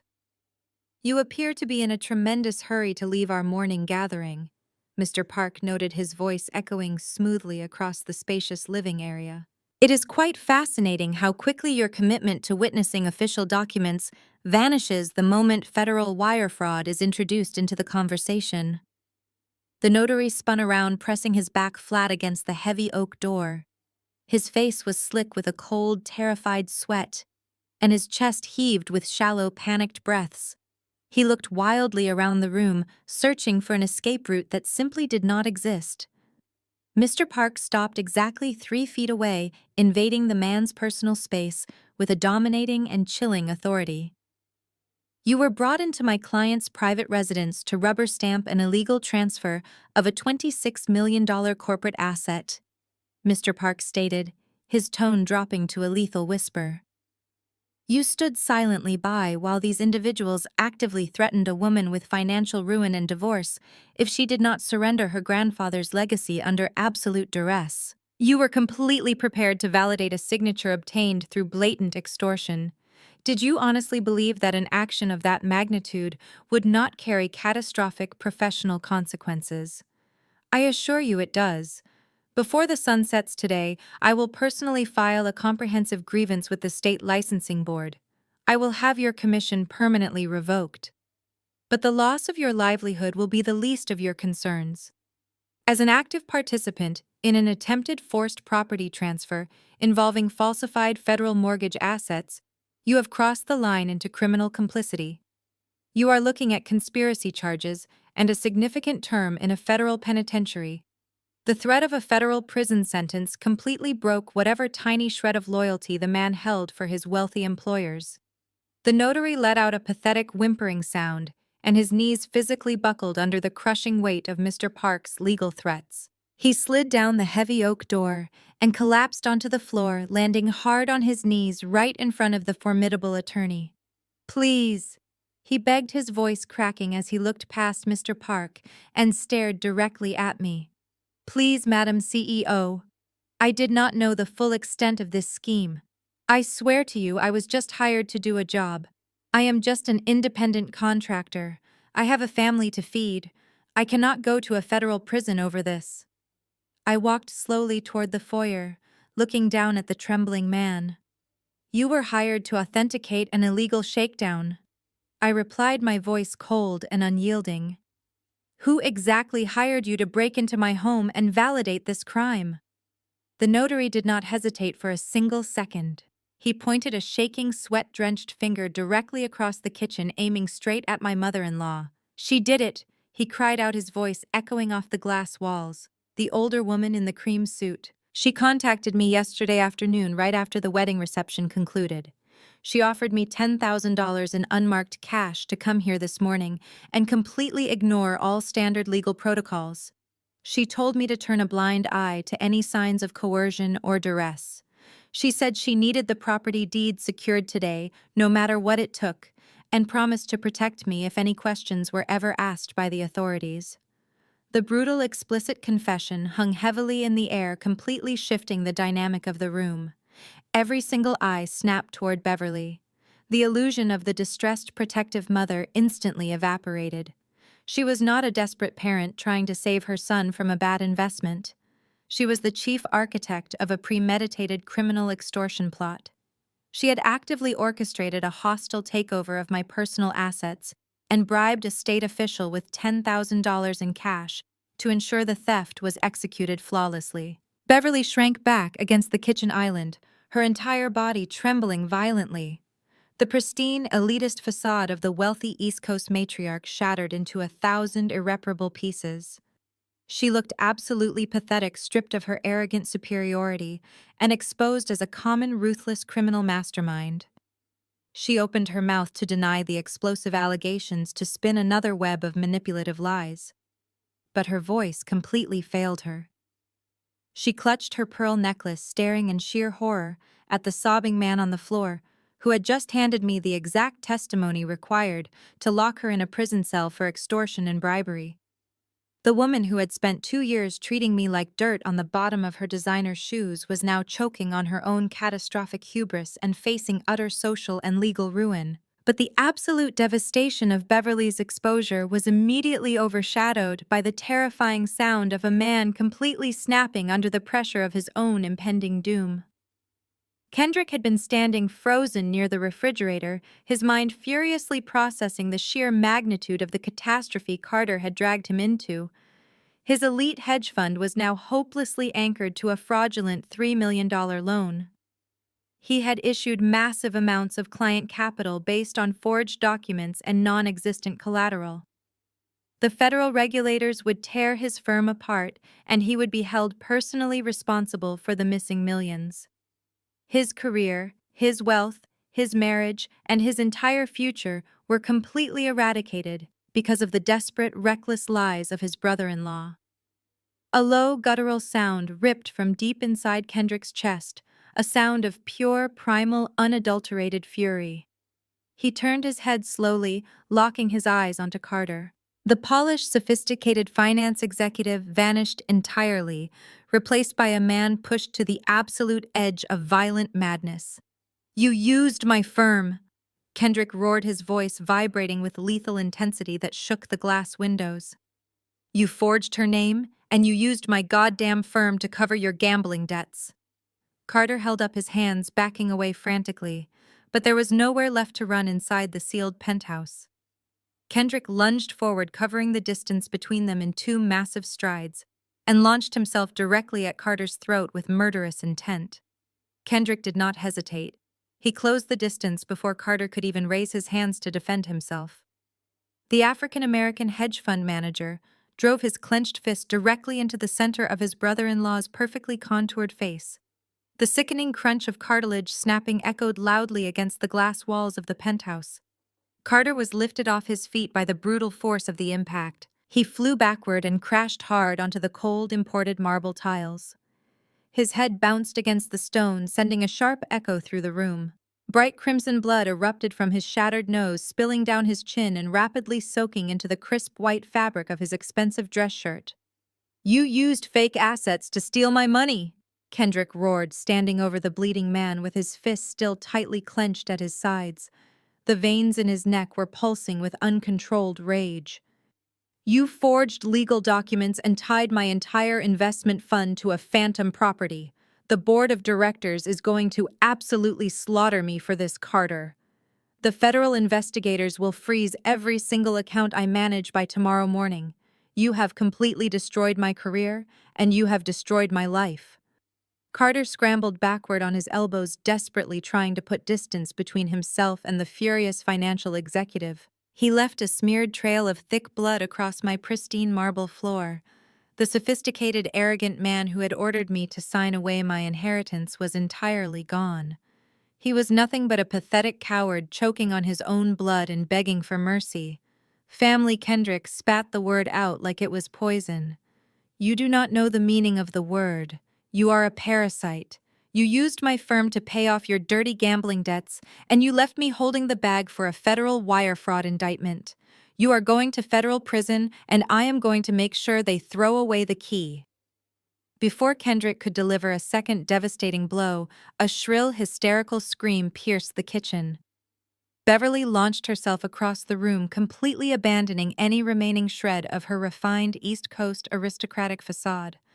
She threw her body between the furious hedge fund manager and her bleeding son. The wealthy matriarch transformed into a wild, feral creature, desperate to protect the golden child who had just ruined them all. Get your hands off my son, Beverly shrieked, clawing frantically at Kendrick's custom suit jacket. She grabbed him by the lapels, twisting the expensive fabric and striking his chest with her manicured fists. Leave him alone. You are an absolute monster. He made a simple mistake. He was just trying to protect our financial future. You cannot treat him like a common criminal. Kendrick let out a dark, humorless laugh as he easily shoved the hysterical older woman away from him. A simple mistake, he yelled, his voice dripping with pure, venomous disbelief. He committed a multi-million-dollar felony, Beverly. He dragged my reputation into the mud to save his own pathetic skin. And you helped him do it.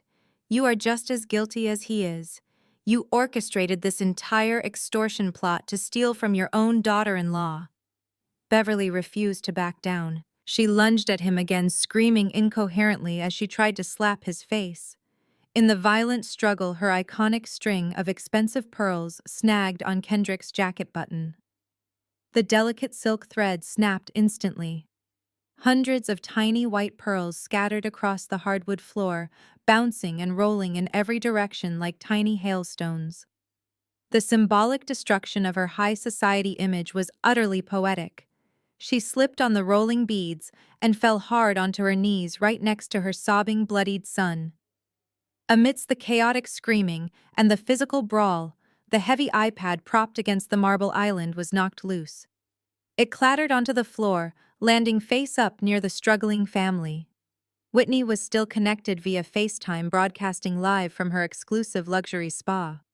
Whitney was screaming, her voice cracking with panic. She watched the brutal fight unfolding with wide, terrified eyes as the remaining pieces of her green clay mask flaked off onto her white robe. "Stop it!" Whitney shrieked, watching her husband and her mother physically attack each other. "Please stop fighting. Kendrick, what is happening to the fund? What do you mean the federal investigators are coming? Are we going bankrupt? Carter, what did you do to our money? You promised me the retail development project was going to double our net worth. We are going to lose everything. We are going to lose the house. The country club is going to revoke our membership. Please somebody tell me this is a bad joke." She wailed helplessly through the tablet speakers, mourning the total immediate annihilation of her wealthy, privileged lifestyle. The realization that she was about to become penniless and publicly disgraced broke her completely. She was crying so hard she could barely breathe, watching her elite family tear themselves to pieces over a mountain of fraudulent debt. I did not intervene. I did not raise my voice. I did not ask them to stop. Instead, I slowly stepped over the scattered pearls.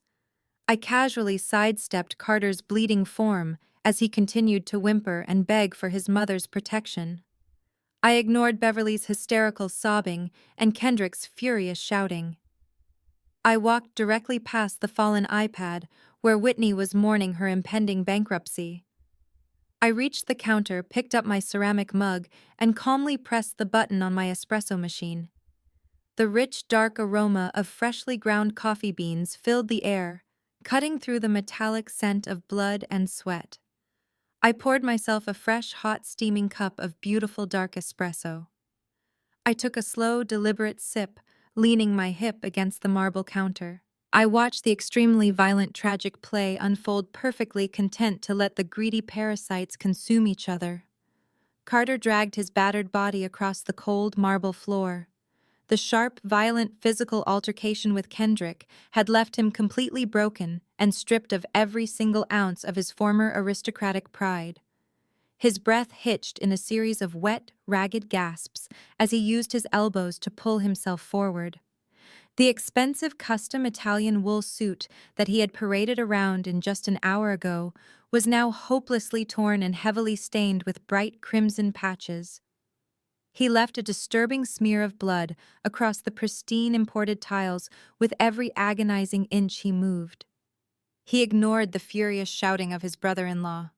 He ignored the hysterical weeping of his mother, who was still collapsed near the kitchen island. He bypassed the scattered white pearls and the discarded legal documents, pushing himself relentlessly toward the only person in the room who held the absolute power to stop the impending catastrophe. He crawled directly toward my feet. I stood perfectly still, holding my warm espresso mug. I did not take a step back when his trembling blood-soaked fingers reached out and gently grazed the hem of my silk robe. I looked down at him with an expression of absolute profound emptiness. I did not see a husband. I did not see a partner. I looked at Carter exactly the way one might look at a filthy, stagnant puddle of mud ruining a perfectly clean sidewalk. He tilted his head up, gazing at me with eyes completely flooded by frantic, desperate panic. The arrogant sneer that had defined his entire personality was permanently erased. "Sloane, please," Carter begged, his voice cracking into a high-pitched, pathetic whine. "Please do not do this to me. Do not ruin my life over a stupid financial mistake. I know I lied to you. I know I was greedy and desperate and completely out of my mind with panic over the margin call. But you cannot destroy me like this. You have so much power now. You have your trust fund and your massive company and your entire future ahead of you. I have absolutely nothing left. If you let Kendrick and the federal regulators tear me apart, I will not survive it." He tightened his weak grip on the hem of my robe, pressing his bruised face against my bare ankle. He was weeping openly now, shedding giant crocodile tears that mixed with the blood running from his shattered nose. "We just got married yesterday, Sloane." Carter sobbed, his entire body shaking with sheer terror. "We stood in front of all our friends and our family. We stood in that beautiful, historic church, and we took our vows before God. We swore to love and protect each other through better or worse. This is the worst, Sloane. This is my lowest moment. You promised to stand by me. Please give me a chance to make this right. Give me one single chance to prove I can be a real husband to you. Do not throw away our marriage over money." I listened to his desperate, pathetic monologue without interrupting him. He was weaponizing the sacred concept of marriage to shield himself from a federal indictment. He was trying to manipulate my morality, invoking the name of God, to escape the catastrophic consequences of his own calculated felonies. The sheer audacity of his manipulation was almost clinically fascinating to observe. I slowly lowered my espresso mug, resting it on the marble counter right next to Mr. Park's impeccable black leather briefcase. I looked down at the trembling, broken man groveling at my feet. "Your vows are exactly as cheap and hollow as your entire pathetic facade." "Carter," I stated, my voice radiating a freezing absolute zero temperature that silenced the rest of the room. "You stood in that church and you lied to God the exact same way you lied to me. You did not marry a woman yesterday. You attempted a hostile corporate takeover disguised as a romance. You viewed my body and my life as nothing but collateral for your toxic debts. You do not get to invoke the sanctity of marriage to dodge a prison sentence after you forged my signature to steal millions of dollars." Carter opened his mouth to formulate another desperate plea, but I cut him off instantly. "You think you are begging for a second chance to save our marriage?" I continued, my tone laced with lethal authority. "But you are begging the wrong person, and you are entirely too late. The gears of your destruction are already turning, and I possess absolutely no power to stop them even if I wanted to. Which I emphatically do not." Beverly stopped her hysterical sobbing, suddenly looking up from the floor with wide, terrified eyes.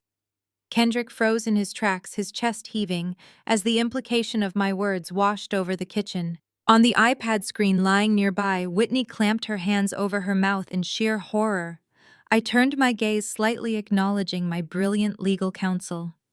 "Mr. Park had not simply been standing quietly while you and Kendrick turned my kitchen into a boxing ring," I explained, projecting my voice so every single parasite in the room could hear me perfectly.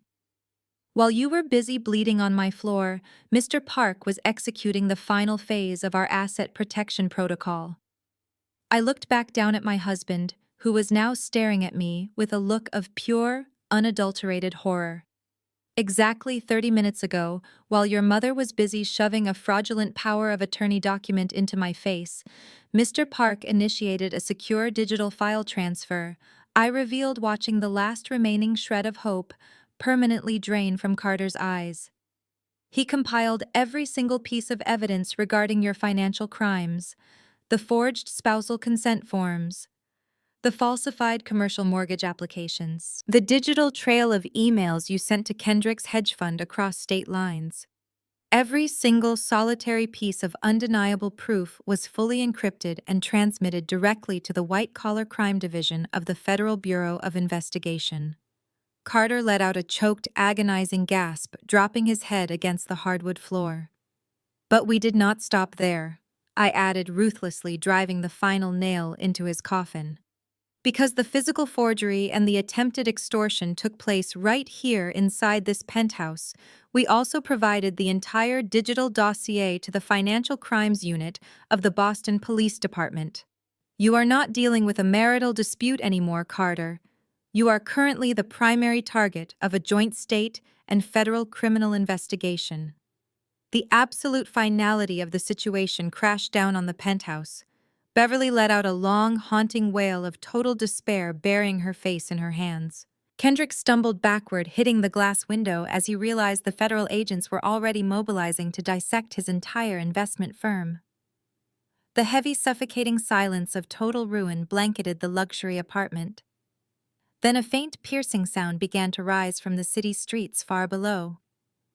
At first, it was just a distant, high-pitched hum weaving through the morning traffic. But within seconds, the sound multiplied and amplified. The sharp, aggressive wail of multiple police sirens ripped through the crisp autumn air. The deafening noise bounced off the surrounding skyscrapers, growing louder and more intense with every passing heartbeat. Red and blue emergency lights began to reflect brightly against the panoramic floor-to-ceiling windows of the penthouse, painting the terrified faces of my enemies in brilliant, flashing colors.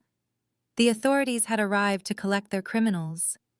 The wail of the approaching police sirens acted as a brutal catalyst inside the penthouse. The flashing red and blue lights painted the high ceilings in frantic strobes of impending doom, illuminating the sheer terror written across the faces of my enemies. Beverly remained collapsed on the hardwood floor, surrounded by the scattered pearls of her shattered necklace. The harsh reality of a federal prison sentence finally fractured her aristocratic delusion completely. Her eyes darted wildly toward the reinforced steel door and then back to me. The woman who had spent the last 2 years actively working to humiliate me at every social gathering suddenly realized I was the only person on earth who held the power to save her son from a locked cell. She pushed herself up from the cold tiles. Her expensive cream suit was deeply wrinkled and stained with the dark blood Carter had smeared across the floor during his desperate crawl. Beverly did not stand up with dignity.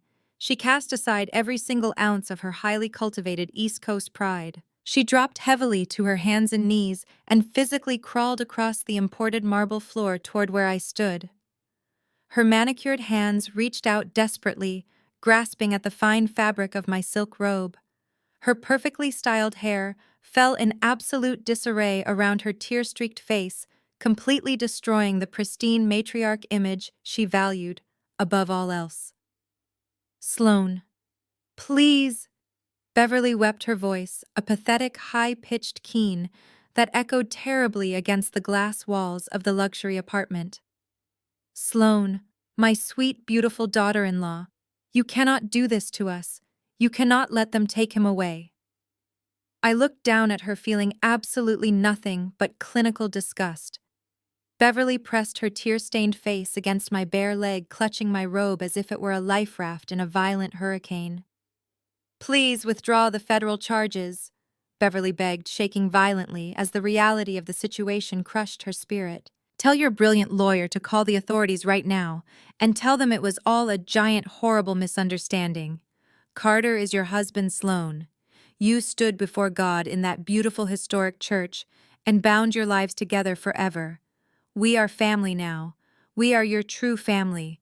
You cannot send your own family to a federal penitentiary over a simple financial mistake. I know we started off on the completely wrong foot this morning, but we can fix this immediately. I will do anything you want me to do. We will sign whatever legal documents you need us to sign to make this entirely disappear. We will walk away and never bother you again. Just call off the federal agents. Please have mercy on a desperate mother." I stared down at the groveling, miserable woman weeping at my feet. I did not feel a shred of pity for her manufactured manipulative tears. I violently yanked the hem of my silk robe out of her desperate grip, stepping back so her grasping hands slapped empty air. "Do not ever touch me again," I stated, my voice dropping to a freezing lethal pitch that commanded absolute total silence in the room. "And do not ever dare to use the word family to manipulate me into saving you from the consequences of your own disgusting greed.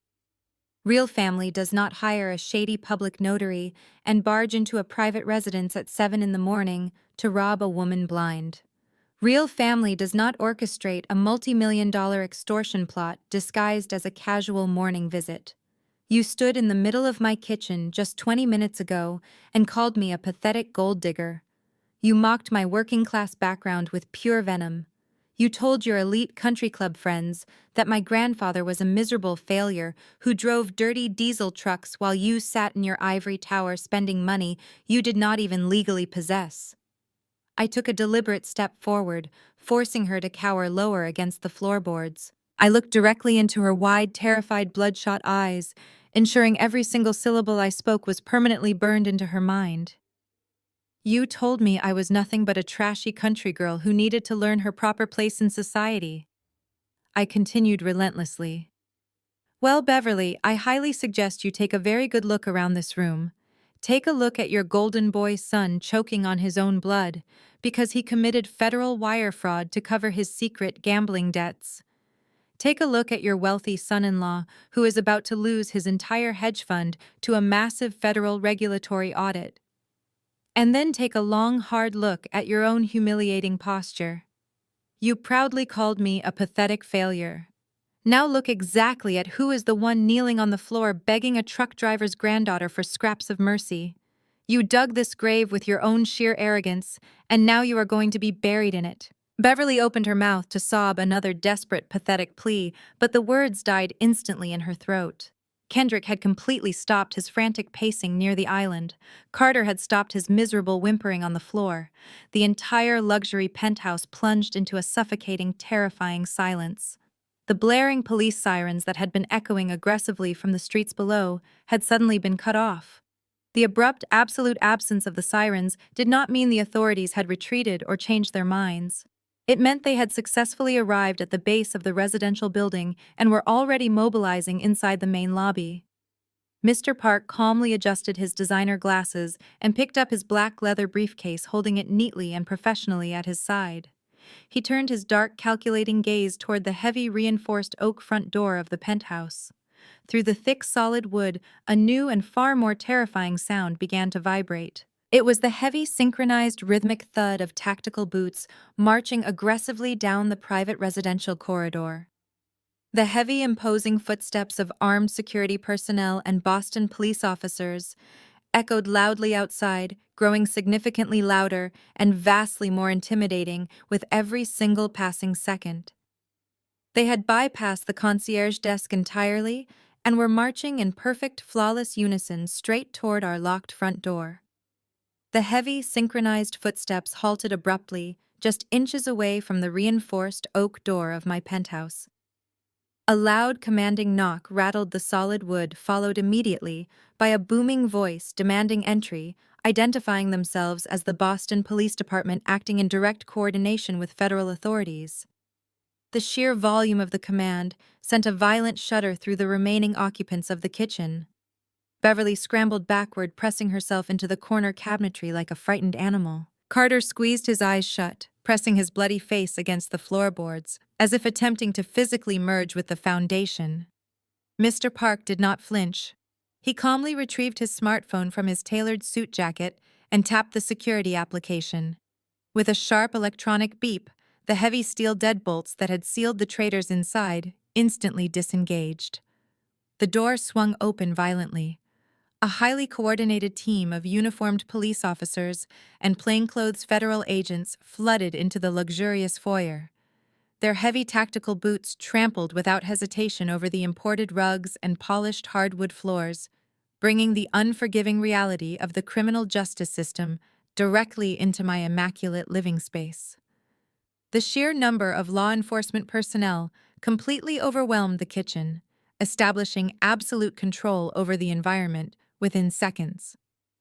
The lead detective, a tall, broad-shouldered man, with a stern, deeply lined face, surveyed the chaotic scene. He took in the shattered pearls, the blood smeared across the marble, and the terrified individuals cowering in the corners. Mr. Park stepped forward, extending his hand with the utmost professional composure. He introduced himself as my legal counsel and handed the detective a physical flash drive containing the duplicate financial dossiers. The detective nodded, acknowledging the prior electronic transmission of the evidence. He signaled to two uniformed officers who immediately marched toward the kitchen island where Carter lay defeated. "Stand up, Mr. Carter," the detective ordered, his voice echoing with zero tolerance for resistance. Carter weakly pushed himself up from the bloody tiles, his custom wool suit hanging off his frame in ruined crimson-stained tatters. He opened his mouth to formulate a defense, to spin one final manipulative lie, but the words completely failed him. The officers grabbed him by the arms, hauling him to his feet with rough efficiency. They spun him around, shoving his chest hard against the stainless steel refrigerator. The sharp, distinct metallic click of heavy steel handcuffs ratcheting tightly around his wrists sounded like a definitive death knell for his entire fraudulent existence. "You are under arrest for felony forgery, mortgage fraud, and multiple counts of federal wire fraud." The detective recited, his tone entirely devoid of sympathy. "You have the right to remain silent. I highly suggest you use it." Carter hung his head, sobbing pathetically, as the officers yanked his arms upward and marched him away from the kitchen island. The man who had planned to steal my $26 million company was now being paraded through his own supposed castle in chains. While Carter was being physically processed, two federal agents detached from the main group and walked deliberately toward the opposite end of the kitchen. They stopped directly in front of Kendrick. The arrogant hedge fund manager desperately attempted to straighten his posture, trying to summon the commanding Wall Street alpha male persona he had wielded so effortlessly just an hour ago. He smoothed the lapels of his expensive jacket, clearing his throat to address the federal agents. "I am the managing director of an elite investment fund," Kendrick stated, his voice trembling slightly despite his best efforts to sound authoritative. "I demand to speak with my corporate compliance officers before you attempt to involve me in my brother-in-law's personal criminal activities." The lead federal agent did not look impressed in the slightest. "You can call whoever you want from the interrogation room," Mr. Kendrick, the agent replied, pulling a pair of handcuffs from his belt. "We have a mountain of digital evidence showing your firm issued a $3 million unauthorized loan backed by completely fabricated collateral. You are being detained for questioning regarding gross financial negligence and potential complicity in a federal racketeering scheme. Turn around and put your hands behind your back."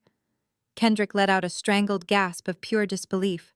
He offered no physical resistance as the agent secured his wrists behind him, entirely breaking his arrogant facade. As Kendrick was forcibly marched toward the front door right behind the bloodied and weeping Carter, the entire situation became entirely too much for Beverly to process. The wealthy East Coast matriarch witnessed the two central pillars of her elite family being dragged away like common street thugs. The social empire she had meticulously built over decades evaporated in front of her eyes. Beverly completely lost her mind. She let out a series of ear-piercing hysterical shrieks, thrashing wildly on the floor and pounding her fists against the baseboards. She grabbed at the pant legs of the arresting officers, begging them to stop screaming that her son was a good man from a respectable family, and that this was all a massive misunderstanding. She wailed that her country club friends would see the police cars, and that her reputation would be permanently ruined. The officers ignored her frantic grasping easily, stepping out of her reach as they escorted the two ruined men out of the penthouse and into the waiting elevator. Her agonizing screams echoed down the hallway, a tragic symphony of absolute social and financial destruction. The heavy oak door finally closed behind the departing officers, sealing the two felons outside and leaving a tense, ringing silence in their wake. The chaotic energy of the arrest slowly dissipated, leaving only the sound of Beverly's miserable, exhausted sobbing near the kitchen island. The terrified public notary had already been quietly detained and removed by a junior officer, ensuring every single conspirator faced immediate consequences. The lead detective remained inside the penthouse, observing the destruction left behind by the fraudulent family. He instructed a crime scene technician to begin photographing the bloodstains and the scattered pearls, ensuring the physical evidence of the morning matched the financial documents provided by Mr. Park. Once the area was secure, the tall detective turned his full attention toward me. He looked at my calm, collected posture and the untouched espresso mug resting on the marble counter. He then slowly pointed a steady finger down at the weeping, disheveled mother-in-law, who was still curled up on my hardwood floor. The detective pulled a small notepad from his breast pocket, clicking his pen with a sharp, definitive sound. "Madam," he said, his voice respectful but entirely serious, "we have the primary suspects in custody for the financial crimes. But regarding this individual right here," he gestured to Beverly again, "I need to know how you want to proceed. She is not listed on the deed to this property. Would you like to press formal charges against her for criminal trespassing and attempted extortion?" The detective stood perfectly still, waiting for my response. His pen hovered over his small notepad, ready to officially record my decision. I looked down at the pathetic, trembling heap of expensive fabric and ruined pride shivering on my hardwood floor. Beverly was entirely broken. The aggressive East Coast matriarch, who had marched into my home just an hour ago, demanding my grandfather's legacy, was now completely erased from existence. In her place was a miserable, weeping woman clutching her knees and staring up at me with eyes wide with absolute terror. She expected me to nod and send her straight into a federal holding cell alongside her criminal son and her ruined son-in-law. She expected the cold, hard snap of steel handcuffs around her own wrists. I stared at her tear-streaked face and the smeared makeup running down her cheeks. I thought about the sheer amount of energy she had expended trying to make me feel small.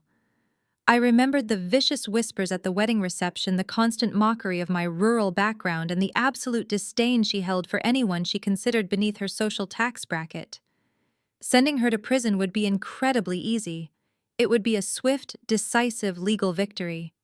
Mr. Park had more than enough evidence of her extortion attempt and the $10,000 bribe she paid to the notary.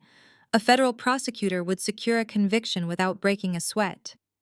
But as I watched her hyperventilating on my floor, I realized something profound. For a woman like Beverly, a concrete jail cell was not the ultimate punishment. Prison would simply turn her into a martyr in her own twisted mind. She would convince herself that she was a tragic mother who sacrificed her freedom to protect her beloved son. She would weave a delusional narrative of maternal devotion to comfort herself behind bars. I absolutely refused to grant her that comforting delusion. I had a much more sophisticated and far more agonizing punishment in mind for my treacherous mother-in-law.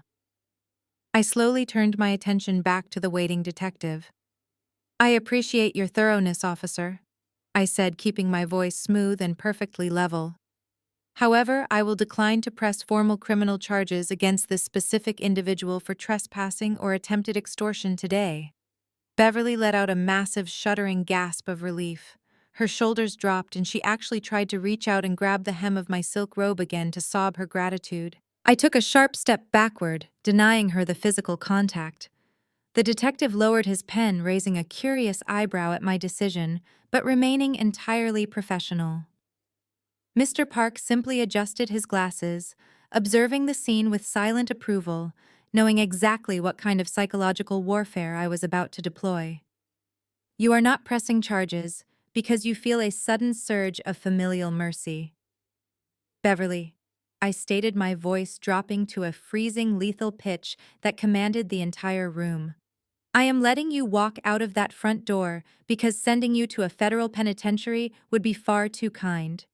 In a prison cell, you would be isolated from the judgment of your peers. You would be shielded from the devastating reality of your collapsed empire. I want you entirely free to experience every single agonizing second of your impending social annihilation. Beverly froze. The brief flicker of relief completely vanished from her bloodshot eyes, replaced by a new, deeper kind of terror. She stared up at me, her lips trembling as she slowly grasped the sheer magnitude of my retaliatory strike. You built your entire identity on the foundation of your high society image. I continued, relentlessly driving the metaphorical blade directly into her ego. You care about your pristine reputation above all else. You care about the opinions of the wealthy, elite women at your exclusive East Coast country club. You care about the lavish charity galas and the elite golf tournaments. You spent the last 12 months bragging to every single socialite you know about how your brilliant, wealthy son was financing a multi-million-dollar Boston penthouse to rescue a poor, uneducated country girl. I took a deliberate step closer, forcing her to cower against the baseboards. I want you to listen to me very carefully, Beverly. By the time you ride the elevator down to the lobby, Mr. Park will have already executed a comprehensive digital distribution protocol. We are sending certified copies of the entire federal indictment against Carter to the board of directors of your elite country club. We are sending the documented evidence of his massive gambling debts, his wire fraud, and his fraudulent mortgage scheme directly to the High Society Ladies Association you are so incredibly proud to manage. We are including the police reports detailing how he was dragged out of this building in steel handcuffs. Beverly let out a strangled, horrifying wail, clapping both of her hands over her ears, as if she could physically block out the sound of my words. She violently shook her head back and forth, weeping uncontrollably. Every single one of your wealthy, snobbish friends is going to read exactly how your golden boy son ruined your family, I declared, my voice echoing against the panoramic glass windows. They are going to know that you are completely destitute. They are going to know that you attempted to extort a woman you publicly mocked just to cover up a felony. You are going to be permanently expelled from your country club. You will be blacklisted from every single social event in the city. When you walk down the street, your former friends will cross to the other side just to avoid looking at you. You are going to become the ultimate cautionary tale and a total laughingstock. I want you to remain completely free so you can enjoy the disgusted, judgmental stares of every single person you ever tried to impress. The psychological destruction was absolute. Beverly collapsed entirely, folding her body into a tight, miserable ball on the hardwood floor. She sobbed with such intense, devastating agony that it sounded like her very soul was being ripped from her chest. The utter humiliation of her permanent social exile broke her far more effectively than any prison sentence ever could. She had been stripped of her wealth, her son, and now her precious reputation. She was reduced to absolutely nothing. I turned to the detective and the two remaining uniformed officers who were standing near the foyer. Please escort this woman off my private property immediately, I instructed, maintaining my cold, unwavering authority. If she ever attempts to bypass the building security or approach this penthouse again, I will have her arrested for severe criminal harassment. The officers nodded, stepping forward to execute the eviction. They grabbed Beverly firmly by the arms, hauling her up from the floor. She did not even attempt to stand on her own 2 feet. Her legs were completely useless dead weight. She hung limply between the 2 burly police officers, sobbing incoherently and dripping mascara onto the collar of her ruined cream suit. They practically dragged her across the kitchen, dragging her expensive shoes over the scattered broken pearls of her necklace. They hauled her unceremoniously through the foyer and shoved her into the waiting elevator. The steel doors slid shut with a definitive mechanical hum, sealing her fate and removing the final piece of toxic garbage from my home. The heavy silence returned to the penthouse, settling over the room like a thick blanket. The air finally felt clean again. I slowly turned my attention toward the kitchen island where the heavy iPad still lay flat on the marble surface. I walked over and picked up the device, intending to deliver a final closing statement to my treacherous sister-in-law. But as I looked at the high-definition screen, I saw nothing but my own reflection. The screen was completely black. Whitney had disconnected the FaceTime call. The moment she witnessed her husband being hauled away in handcuffs and heard the absolute destruction of her mother's social empire, the cowardly woman had silently terminated the connection, refusing to face the catastrophic consequences of her own cruel actions. She had fled into the digital void, leaving her ruined family to face the fallout entirely alone. The heavy oak door finally clicked shut for the last time, sealing the penthouse in a profound and absolute silence. The chaotic symphony of shouting police sirens and hysterical sobbing had completely evaporated, leaving behind an atmosphere so quiet it almost rang in my ears. I stood alone in the center of my kitchen, breathing in the crisp morning air filtering through the high-tech ventilation system. The physical remnants of my husband's treacherous family littered the floor like the debris of a defeated invading army.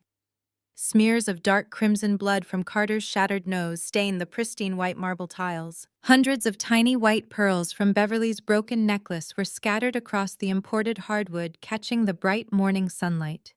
A discarded brass ink pad lay forgotten under the kitchen island, representing a pathetic testament to their failed extortion plot. I looked at the mess and felt absolutely no urge to clean it up immediately. I wanted to savor the visual representation of their total destruction for just a few moments longer. Mr. Park broke the silence with the crisp, efficient sound of gathering legal documents. He neatly stacked the Securities and Exchange Commission filings, the glossy business magazine, and the undeniable proof of Carter's federal wire fraud, returning them to his immaculate black leather briefcase. His movements were methodical, projecting the same lethal competence he had displayed since stepping out of the private elevator.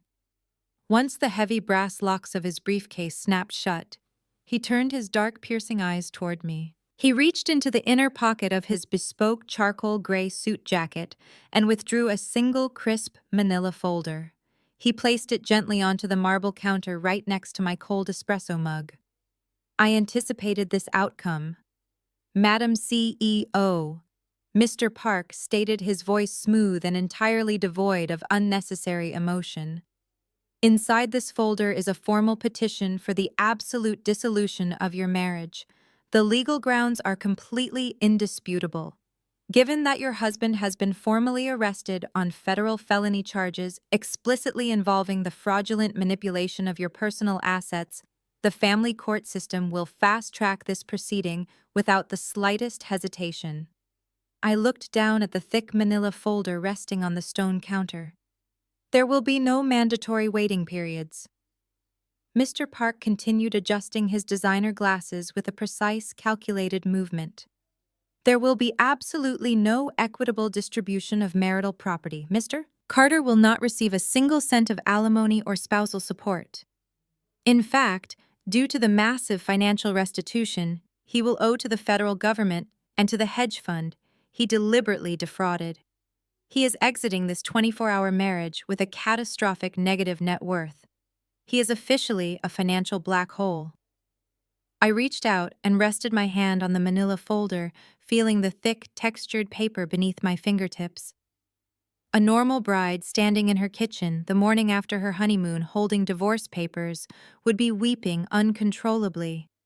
She would be mourning the devastating loss of her romantic future and the terrible betrayal of the man she loved. I felt absolutely none of that. There was not a single drop of sorrow or heartbreak anywhere in my body. Looking at the divorce petition, I only felt the pure, intoxicating rush of total liberation. I had not just ended a marriage today. I had successfully identified and surgically extracted a highly malignant cancerous tumor before it could spread its toxic roots into my life and drain my blood. Carter and his entire elitist family were dangerous parasites disguised in custom Italian wool and expensive pearls. They had targeted me for my wealth, assuming my rural roots made me an easy, naive victim. They were fundamentally wrong. I closed my eyes for a brief moment, letting a wave of profound, intense gratitude wash over my entire being. In the quiet sanctuary of my mind, I sent a silent, heartfelt thank you to my grandfather Harrison, the man who drove dirty diesel trucks and worked his rough hands to the bone, had given me the ultimate shield against the world. His rusted warehouse had not just been a piece of commercial real estate. It was the rock-solid foundation of an empire and the ultimate steel trap for the greedy predators who tried to consume me. Grandfather Harrison had taught me exactly how to spot a bad deal from a mile away, and today, his incredible legacy had saved my entire future. I opened my eyes feeling stronger and more invincible than I ever had in my entire 33 years of existence. I walked around the kitchen island and picked up the silver Mont Blanc pen that Carter had dropped on the hardwood floor earlier. I wiped the dust from its expensive barrel, uncapped it, and signed my name with bold, decisive strokes across the bottom line of the divorce petition. I slid the document back across the marble counter to my brilliant attorney. File it immediately, I instructed, keeping my voice sharp and commanding. Have a professional corporate cleaning crew come up to the penthouse to scrub the blood and the broken pearls off my floor. I want every single physical trace of that treacherous family completely eradicated from my home before noon. Mr. Park offered a brief, highly respectful bow, securing the signed petition inside his tailored jacket. Consider it done, Madam CEO, he replied, turning sharply toward the private elevator. As the polished steel doors slid open to carry my attorney back down to the busy city streets, the sharp electronic ringing of a high-priority incoming call shattered the quiet atmosphere of the penthouse. I walked over to the kitchen island and picked up my sleek smartphone. The caller identification display flashed with a highly encrypted international number.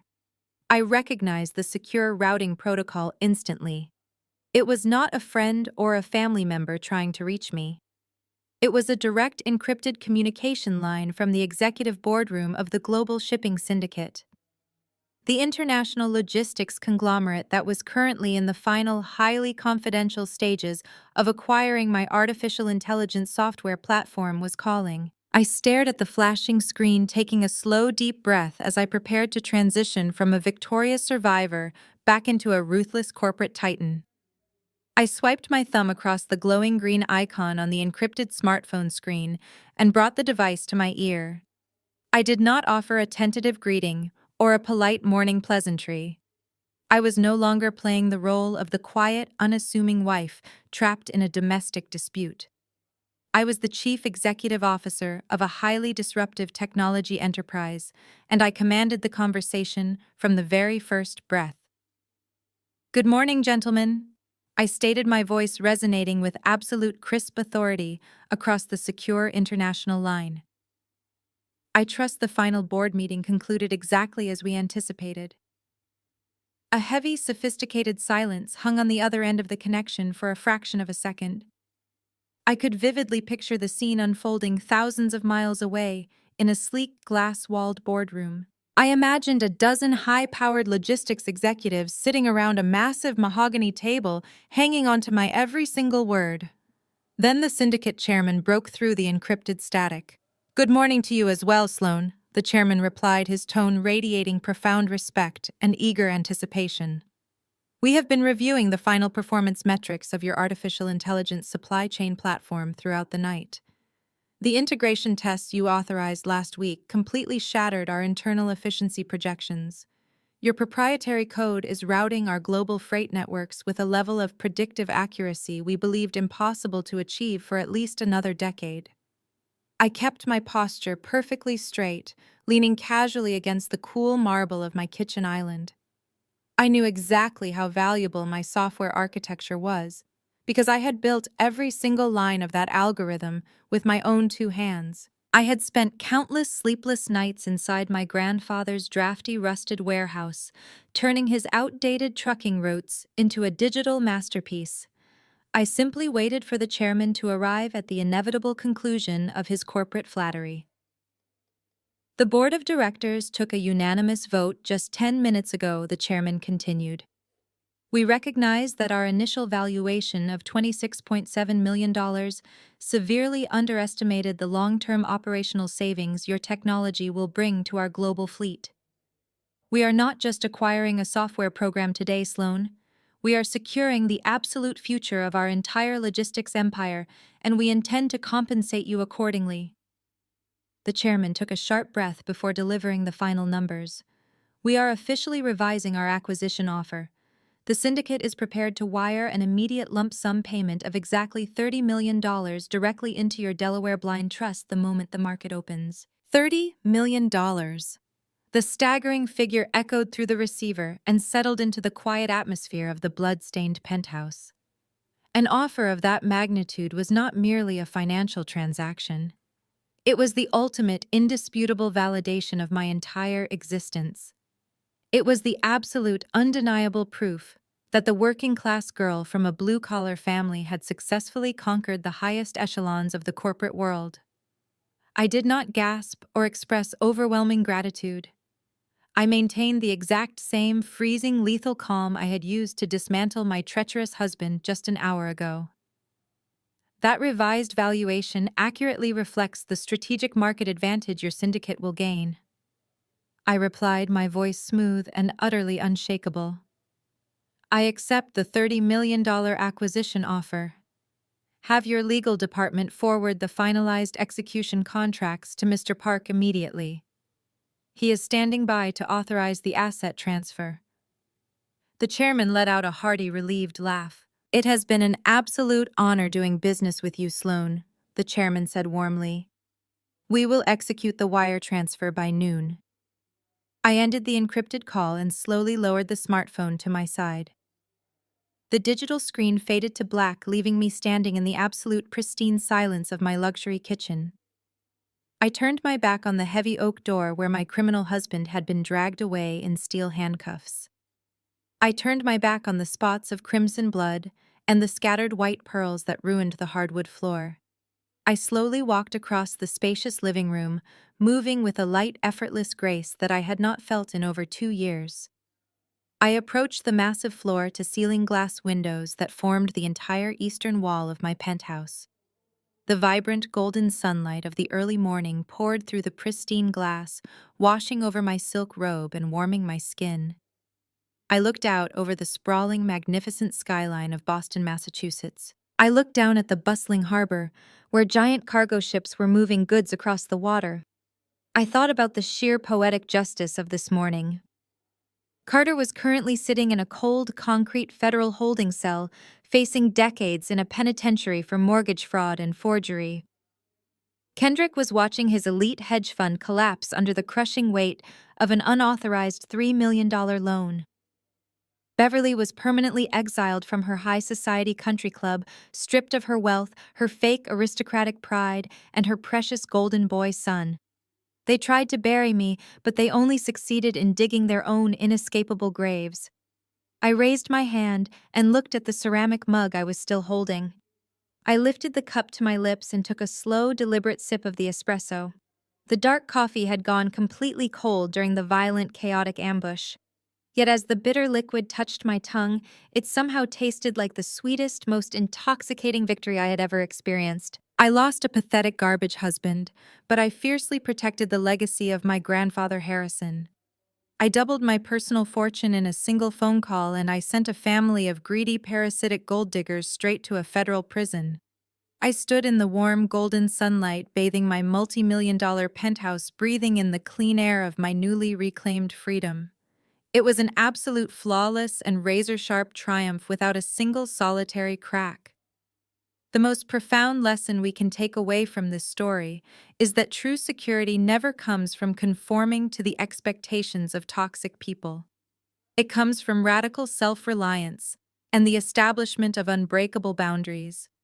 When you build something valuable, whether that is a thriving business, a peaceful life, or simply your own self-worth, there will always be opportunistic individuals who try to tear it down or claim it for themselves. They will mask their greed as family duty and use manipulation to make you feel small. However, the ultimate power move is not matching their loud, chaotic energy. It is maintaining absolute freezing composure.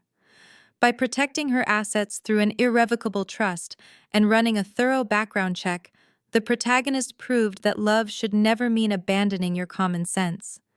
She did not wait for her husband to become a better man. She prepared for the exact moment his mask would slip. Manipulative people rely on your emotional reactions to maintain their control. When you stay completely silent and let them talk, they will inevitably expose their true motives and dig their own graves. You do not have to scream or fight to win. You simply have to build a fortress so strong that their lies shatter against the walls. Walking away from a toxic marriage or a manipulative family is not a failure. It is a massive victory. It is the moment you reclaim your power and recognize that your peace of mind is worth more than any fake relationship. You are the architect of your own empire, and nobody deserves the keys to your kingdom unless they have proven their absolute loyalty. If this story of ultimate empowerment and sweet justice resonated with you, please hit the like button, subscribe to the channel, and share your own experiences with setting boundaries in the comments below.